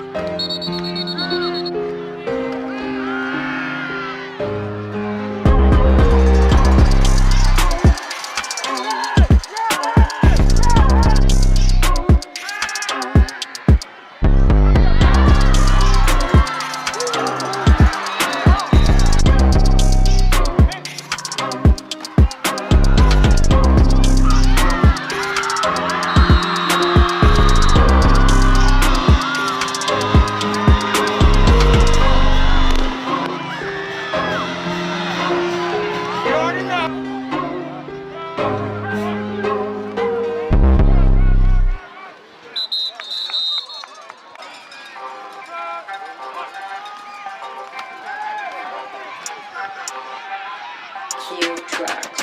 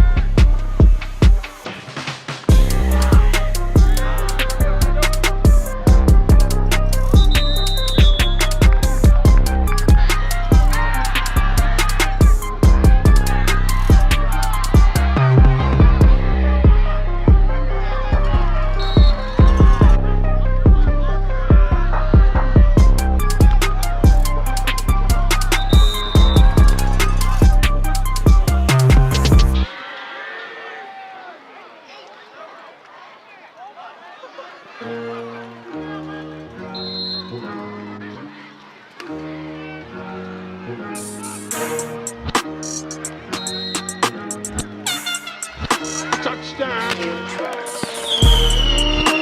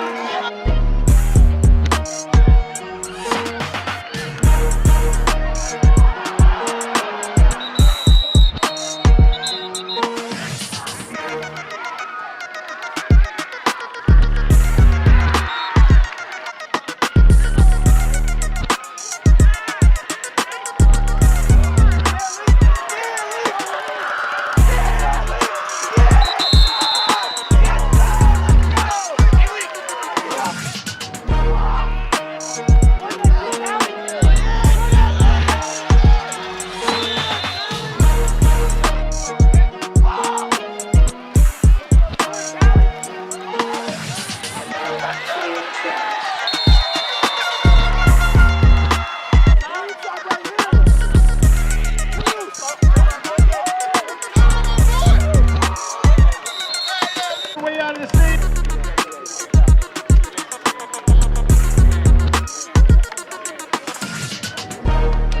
Cool, right here in the jungle. It will be our homecoming, and it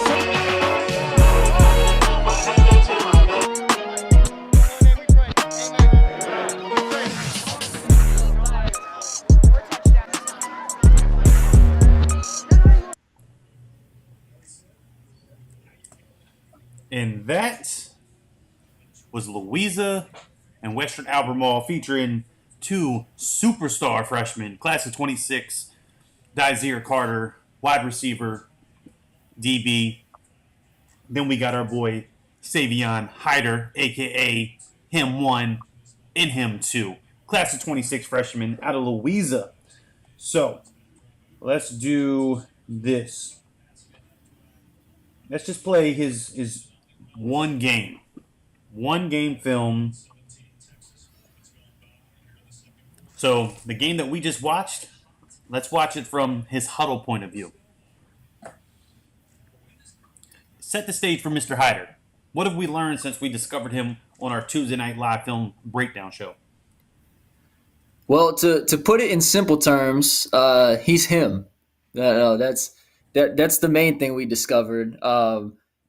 When we first watched him, my first thought was this dude was a Bing. class of 23, maybe a class of 24 running back because of the way he plays, the way he looks. He just looked like he was an upperclassman running back.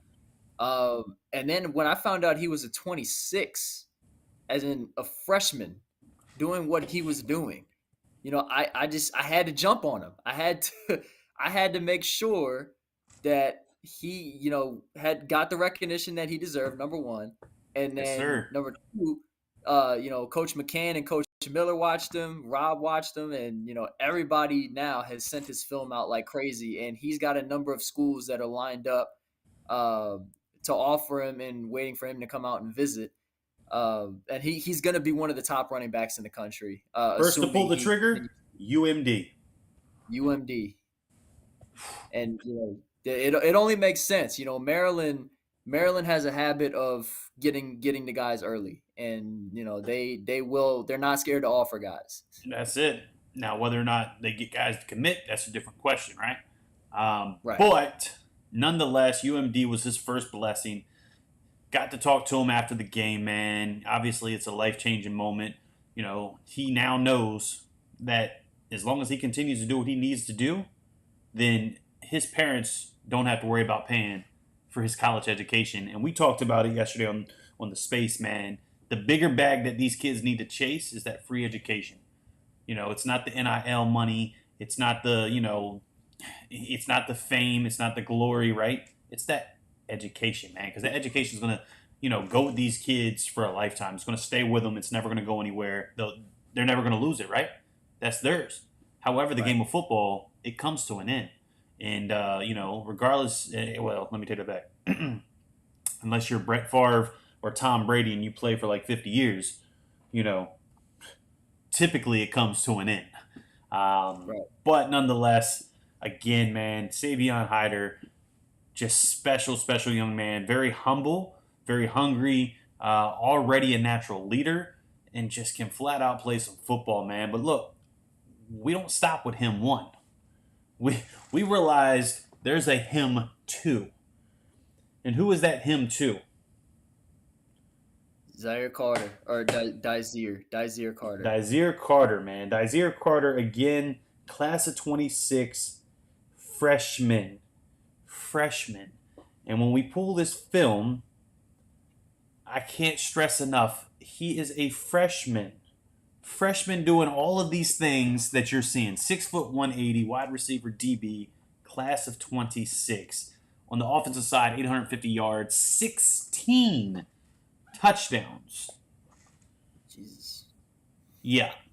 And the game last Friday that I covered against Western Albemarle, he added the TD on the defensive side with an 86-yard pick six. Yeah, and look, no disrespect to Louisa County, but how these guys ended up in Louisa County is still beyond me. Just that's a coach's dream to have two guys once in a lifetime type guys be at your program. I mean, that's just that's insane. That's luck beyond luck.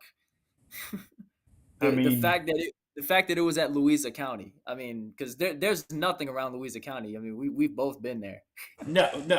I mean, this is the pick six. Bang. And then gone. Stays tight to the sideline, bounces inside, cuts back out, takes it to the house, man. That's a freshman. Like, how else can we put it, man? Like, there's another freshman out there playing ball right now who is probably one of the top 10 players in high school football right now in general, and that's Juju down there in Georgia, right? Lewis, I think that's his name, if I'm not mistaken. Yeah. Class of 26 QB. That kid, once in a lifetime special talent, right? Mm-hmm. But people know who he is. People know his name, right? He's been playing 7-on-7, man. People's known about this young man. I promise you, people they didn't know about Savion Hyder and Dysere Carter, right? But they will soon. If they don't now, they will soon. You've got private schools, already trying to get them to come play ball here, come play ball here. Well, guess what? They're currently in Louisa County. Will they stay? We shall see. But until then, man, they're going to continue to ride it out, continue to do big things. And shout out to Louisa County. Look, when I was there, I learned something that I had no idea, and I thought it was intriguing, so I'm going to share it. They've got a class called Turf Class, I believe is what the official class is, right? It's a group of kids who literally take care of all the fields, the grass, all of that at the school, right? That football field is natural grass. Natural grass, home field, not this blue turf. This catches me off guard. But this field right here, natural grass. You see it pink and white here. A couple plays ago, you've seen the center logo and the American flag, right? And then other times they have it painted the green and school colors. But it's all done by the students. It's remarkable. And the fact that they painted for special occasions, breast cancer awareness, military appreciation, like those types of things. That's awesome. So shout out to Louisa County, shout out to their student body, doing real big things. And they got two super special talented young men, and they're only freshmen. So that's how we had to come out of the intermission, because we played the full game highlights. I had to showcase their huddle films. Him 1, him 2, Savion Hyder, Dysere Carter. Get to know those names. Special, special talent. All right. So who do you got lined up for us, man? You got a name or two for us? Yeah, I got one. Let me see if I can. All right. All right, so the guy I want to bring up, his Twitter is at capital S. It's Stevens3 underscore. Like STV, like Stevens, or with a P? Yeah, like the typical Stevens, like Stevens. Yep. So Stevens what? 3 underscore. 3 underscore. There he is. First, All right. So Robert Stevens the third, not Robert Griffin, but Robert Stevens. Robert Stevens. All right. So Robert Stevens third. And I'm going to pull the film. You tell us a little bit about this young man, because honestly, I've not heard the name, but apparently I follow him and he follows me, so I want to know about this young man. Well, you've watched him play, and we're gonna go watch him play again when DeMatha takes on Good Counsel. I do know the name. Yeah. That is my fault.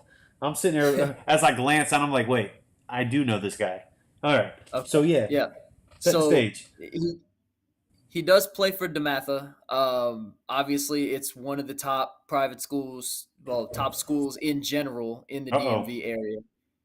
What do you see? Well, yeah, film from last year. I know. All right, but go ahead. He plays for one of the top schools, so you're thinking that guys are already looking at his film. People already know who he is. But the problem is, with an Oscar Smith, with the DeMatha, with the Good Counsel, with the St. John's, you have the top level guys that are elite, 4-star, 5-star, 3-star guys. And then you have a whole group of guys that just fly under the radar. And Robert Stevens is one of those guys. He's a strong safety if you had to put a position on him, but he's really like their slot corner. At least that's what he was last year. Big specimen. I believe he's around 6'1", 200 pounds. He's definitely got a college-ready body. He can move. He can cover and man. He can come down, make plays in the run game. He can hit. He can, has good ball skills. He can move his feet well. He's a hybrid player. I mean, you could stick him as a rover linebacker, or you could drop him back to strong safety. You could put him in the slot. He can play everywhere. And I don't think that he's getting enough recognition for the things that he does. And he definitely has a few offers, as you can see. University of Maine, shout out to Maine. That's Rob's school. But he also has Campbell. And I believe he has some other ones as well, but I'm not quite sure. But I think that his recruiting should definitely be a little bit better than what it is.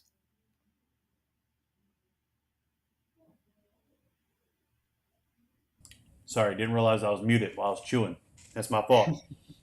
So yeah, man. I mean, he's got Notre Dame College, Merrimack, St. Francis, Colgate, Maine. Oh wow.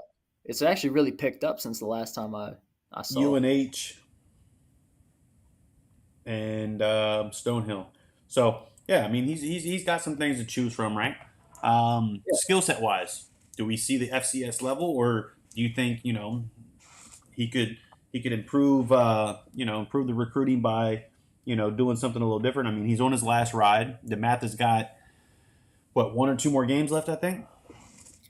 Yeah, I think they have 2 left. Yep, Good Counsel and they're playing St. John's right now. I think that's it, right? Yeah, I think so. We're not even gonna talk about that right now. No, you gonna make me choke.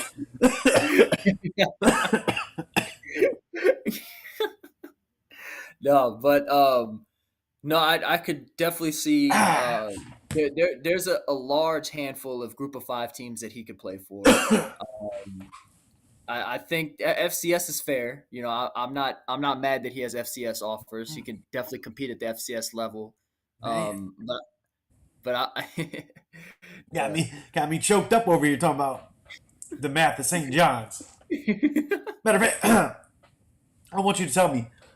Let me pull up something real quick. I'm just intrigued. Let me see. So this is the game. That's let me pull it up on the screen for you. This is the game with the sidelines that are full.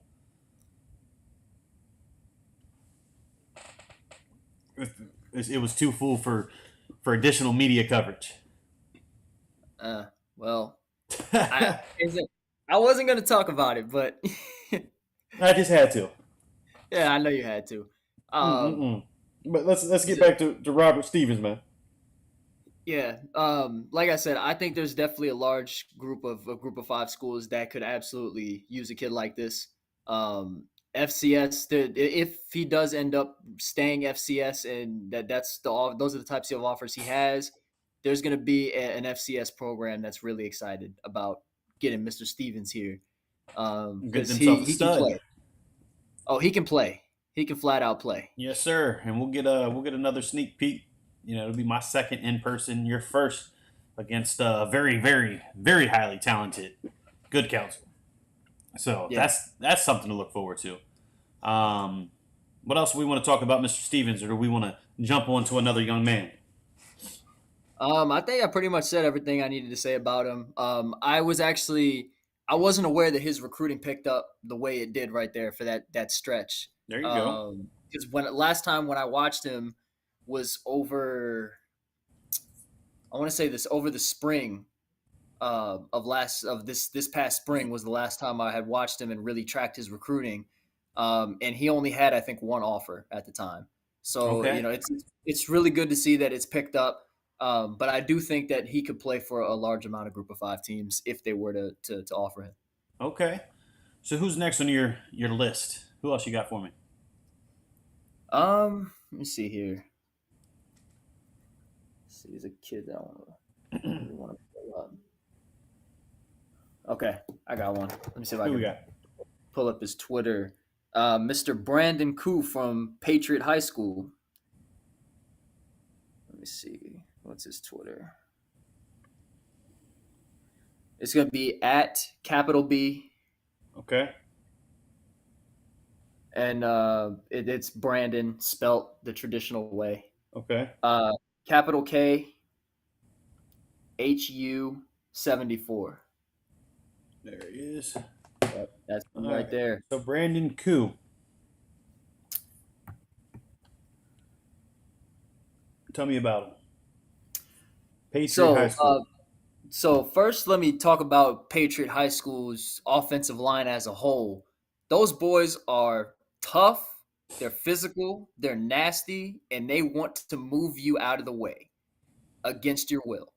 Uh, they do have a 3-star UVA commit on as their left or right tackle, I think.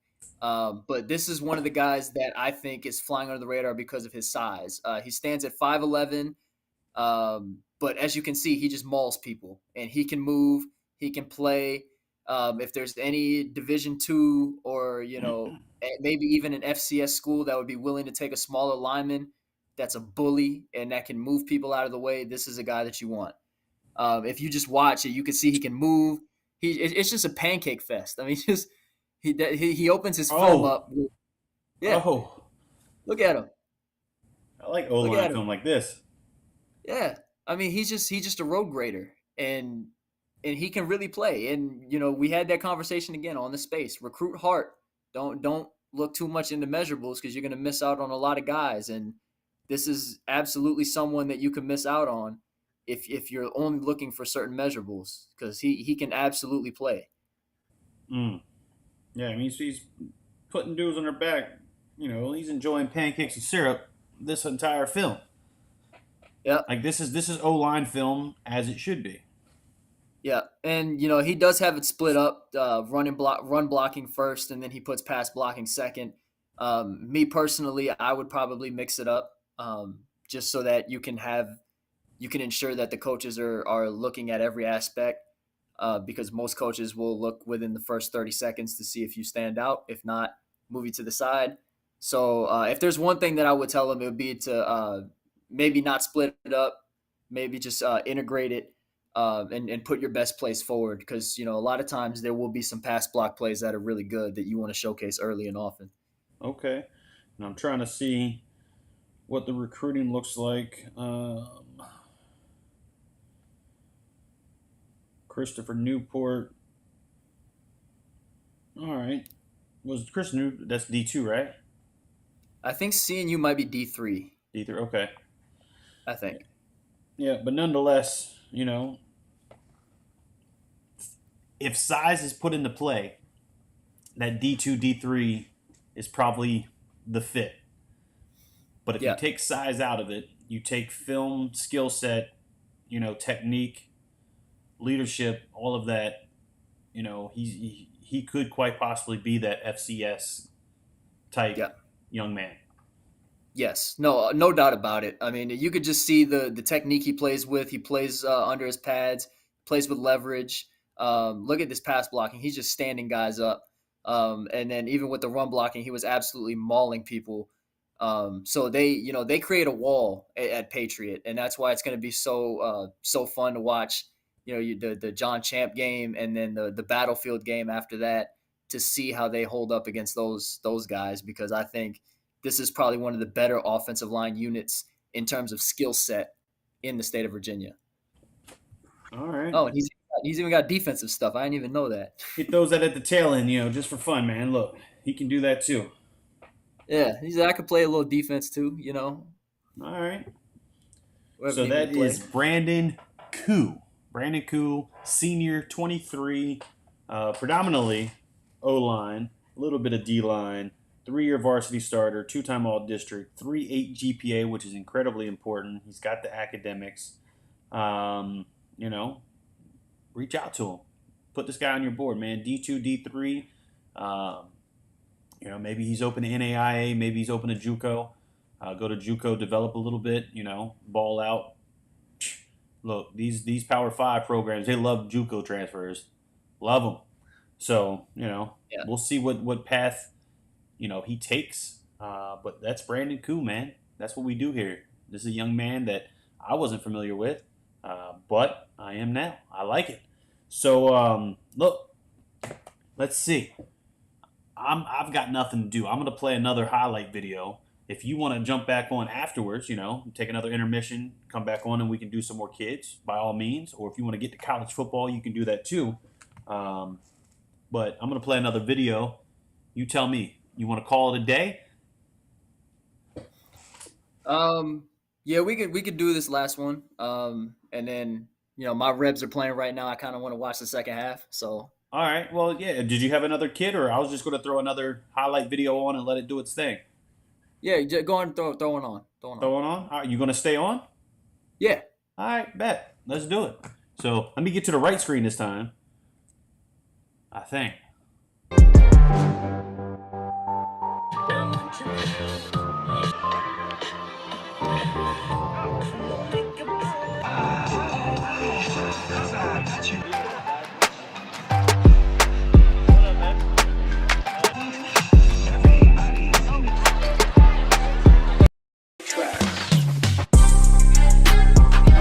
Welcome to King George.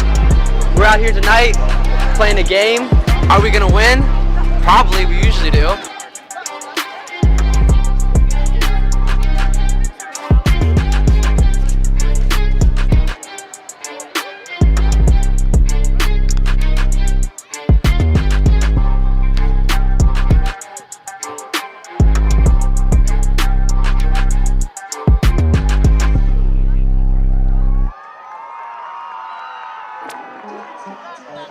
Of trash in the proper receptacles provided around the stadium.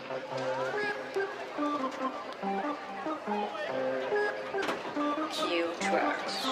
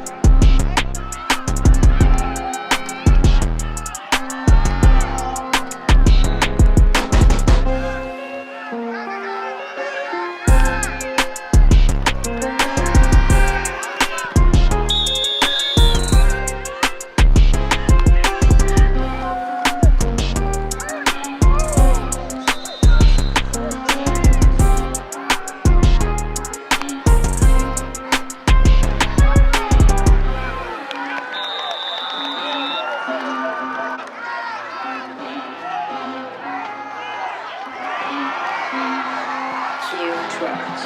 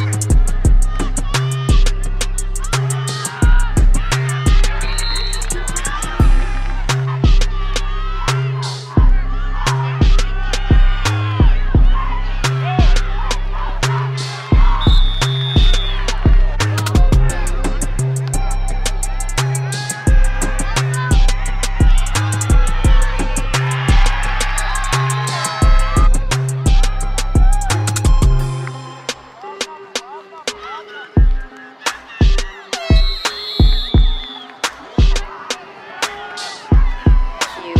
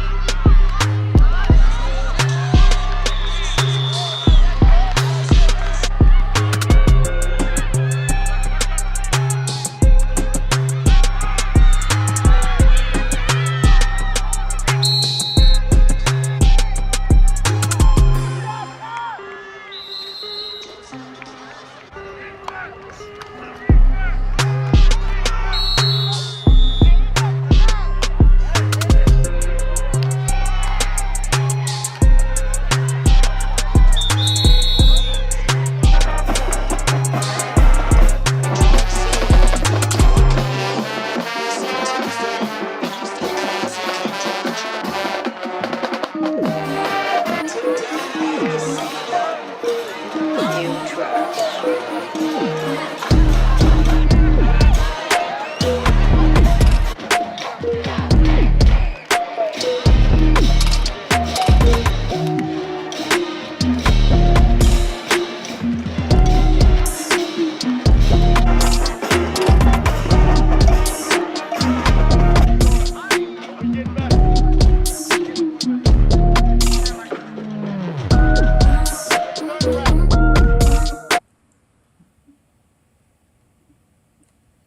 There it was. Intermission. Let me get this queued up here. Can you hear me? Can you see me? Mic check, mic check. Yep, all good. Good deal. Let's see. Did not want to cooperate. Uh-oh. Let's see what the technology does. There we go. We're back up and running. So look, we're going to check out Tanner Triplett, class of 24, Riverbend High School quarterback.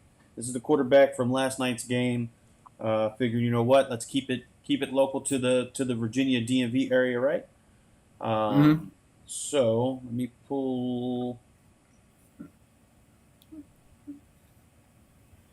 Oh, might help if I organize it. There we go. Mid-season. So I'll set the stage. You watch the film, so we can give a on the fly type review. All right. I seen that exact play last night. That's funny. Literally, I watched him throw it to three for probably a 40, 50-yard touchdown pass just like that. So that's cool. Is that Barnwell? I was gonna say, because that was the play that Barnwell was open on. Yeah. Well, if that's the case, then it seems like they run a pretty consistent offense. Yeah, man. So Team. look, quarterback class of 24, 3.8 GPA, 5'10", 150. 5'10", 150. How do you feel about size? Obviously, we say size doesn't matter. Don't recruit size, recruit the heart, recruit the ability to play the game. But the reality is they recruit size. So Yeah. 5'10", 150. How do you feel? Yeah, they recruit size, and unfortunately, that is not the size that they recruit at the quarterback position for the most part. Most of the guys that you're looking at are going to be 6'2" plus, and then they're going to weigh around 180 pounds, maybe 175 is about where you want to be as a 23. But in terms of his ability, he's definitely got good touch on the ball, and he's got good arm strength too. He's letting him rip down the field. Um, I would like to see him work a little bit more of the short intermediate game. All right, there we go, like that. That'll help.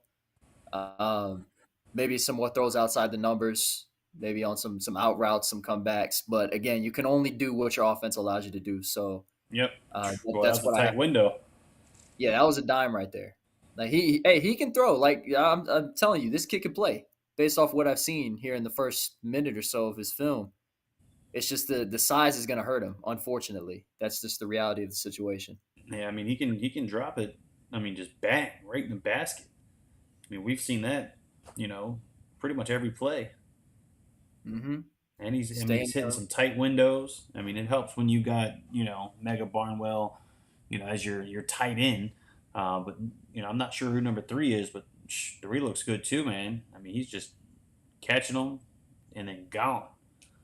So Yeah, so I'm trying to figure out is who's number three. yeah, right. I'm gonna have to find that out, man. Because I mean, he's made some impressive catches on this highlight reel. And then, like I said, I watched him play last night and looked all right, man. So let's see what Tanner's got recruiting wise. I don't think I've seen any offers. We've got some training from back in May. We go May, 1 June post, 1 July, 1 September. So he's posting like once a month based on what I'm seeing as far as content. So again, we talk about it all the time. You've gotta be very active. You've got to make yourself recruitable. So one post a month, man, probably not going to get the job done.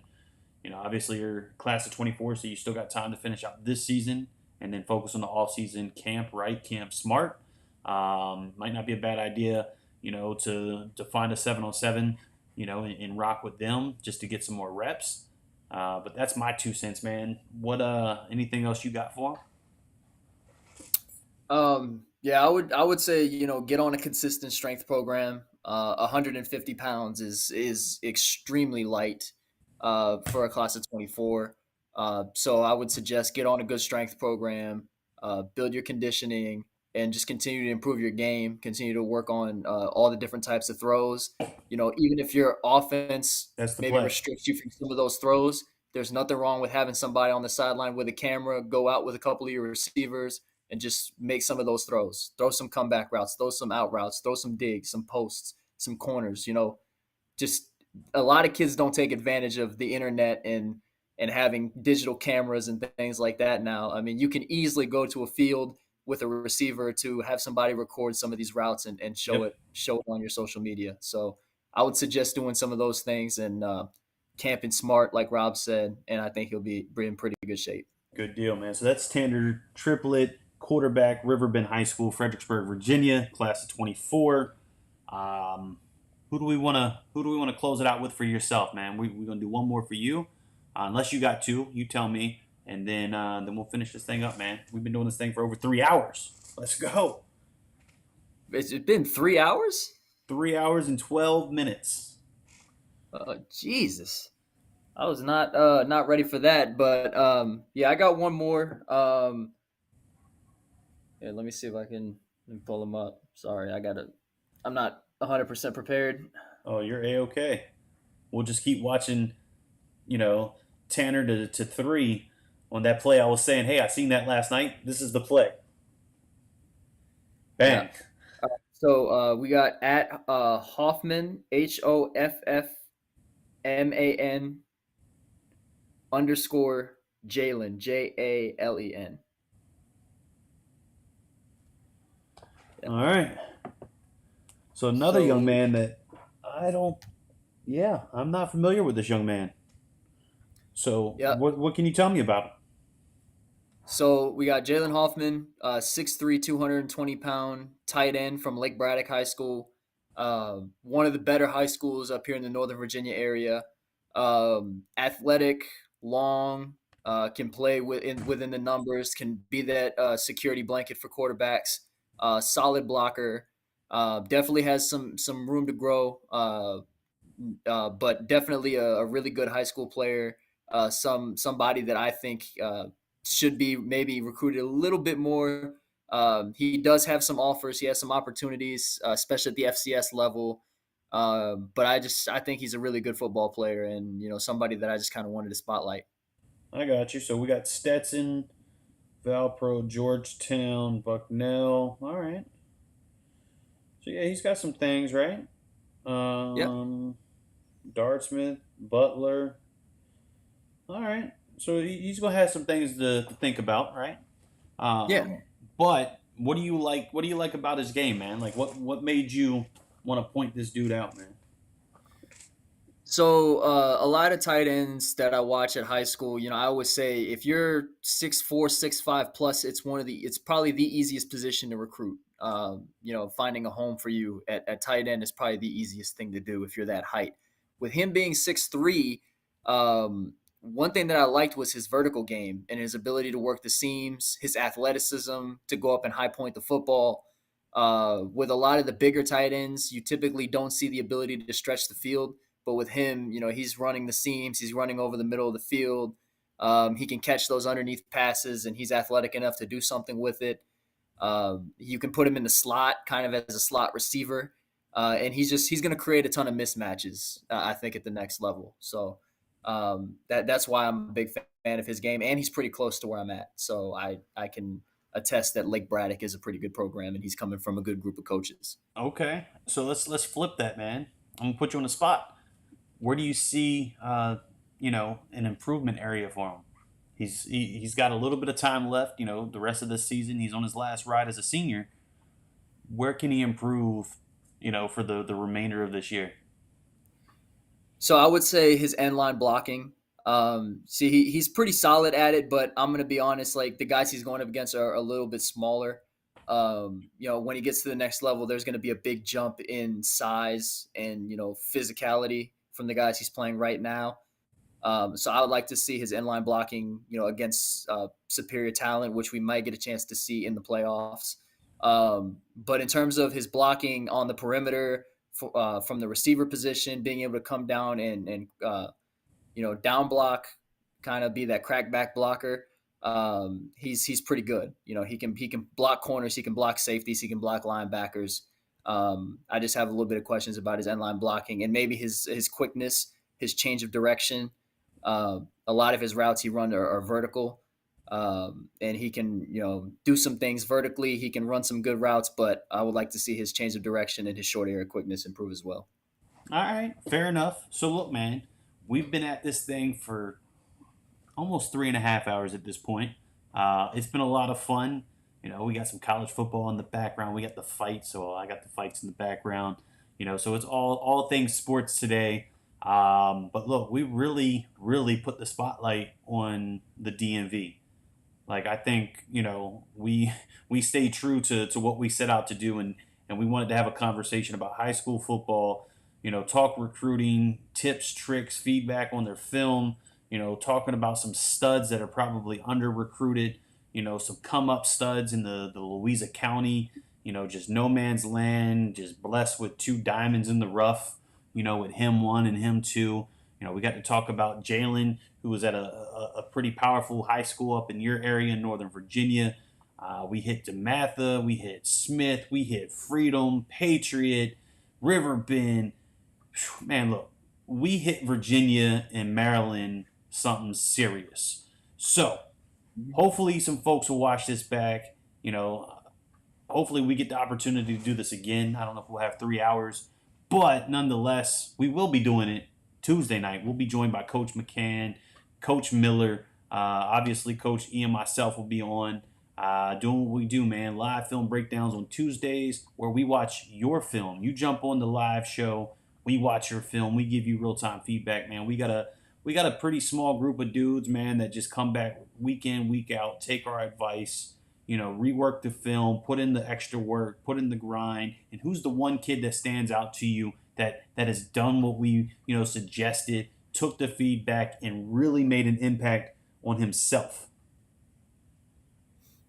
Are you asking me? We talked about him on Tuesday. Yes, sir. But I gotta say it's probably Demarion Maddox. There he is.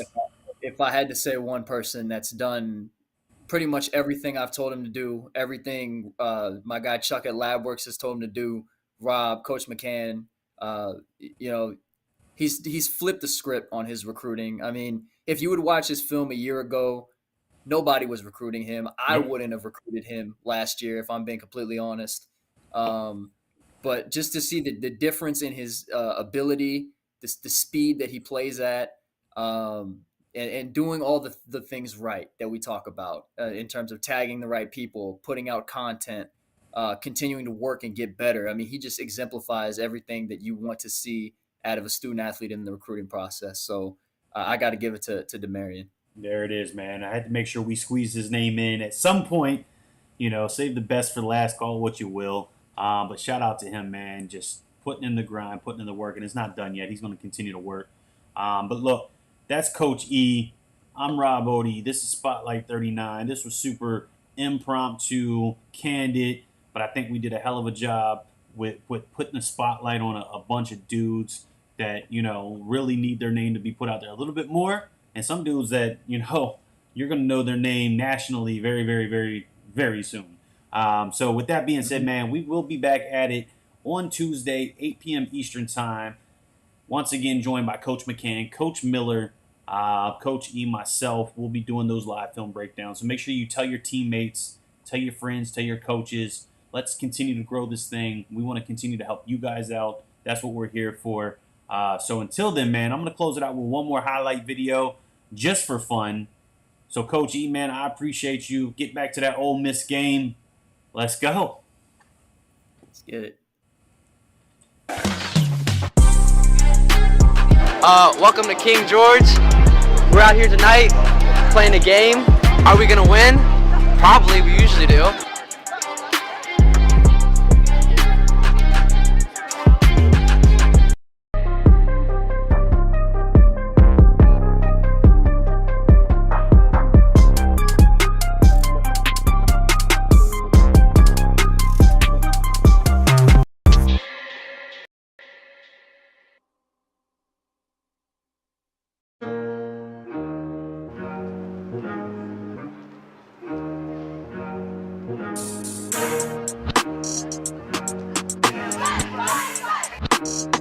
Q Tracks.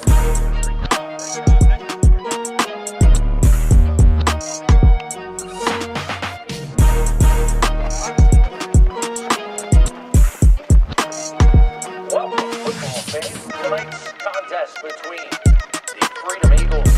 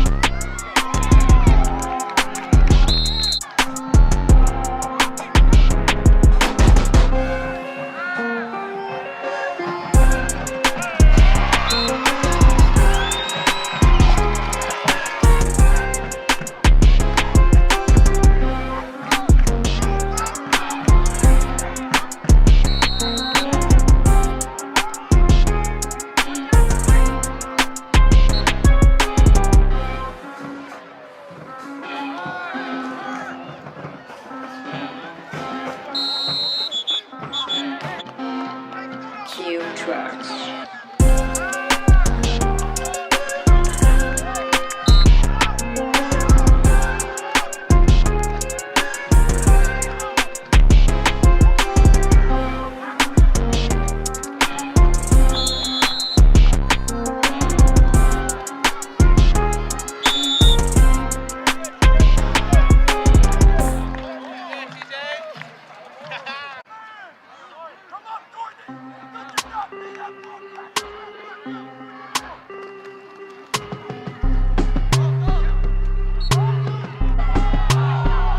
Cue tracks.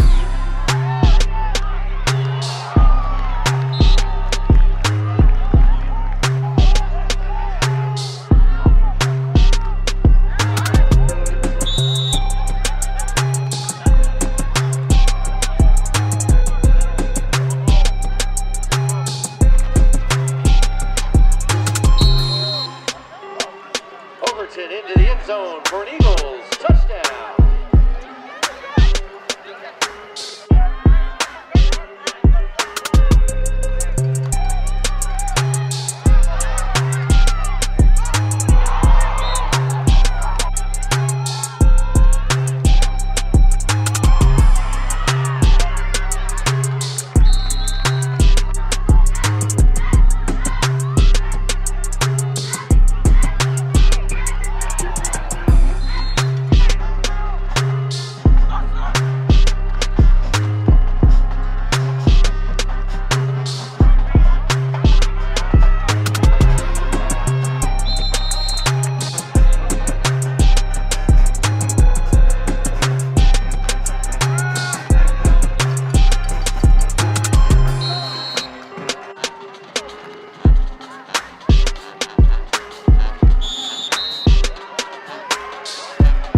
Cue tracks.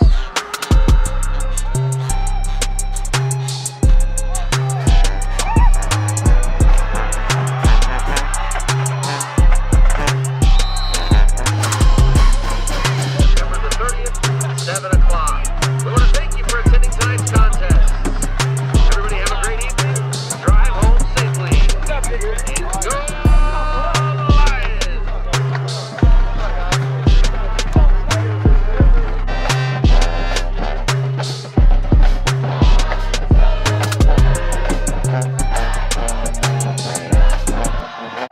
Aaron Duncan, class of 2024, wide receiver, outside backer. Had a great game tonight, man. Can't say enough about the guys up front.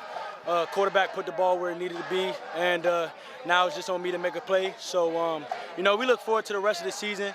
We appreciate everybody who came out.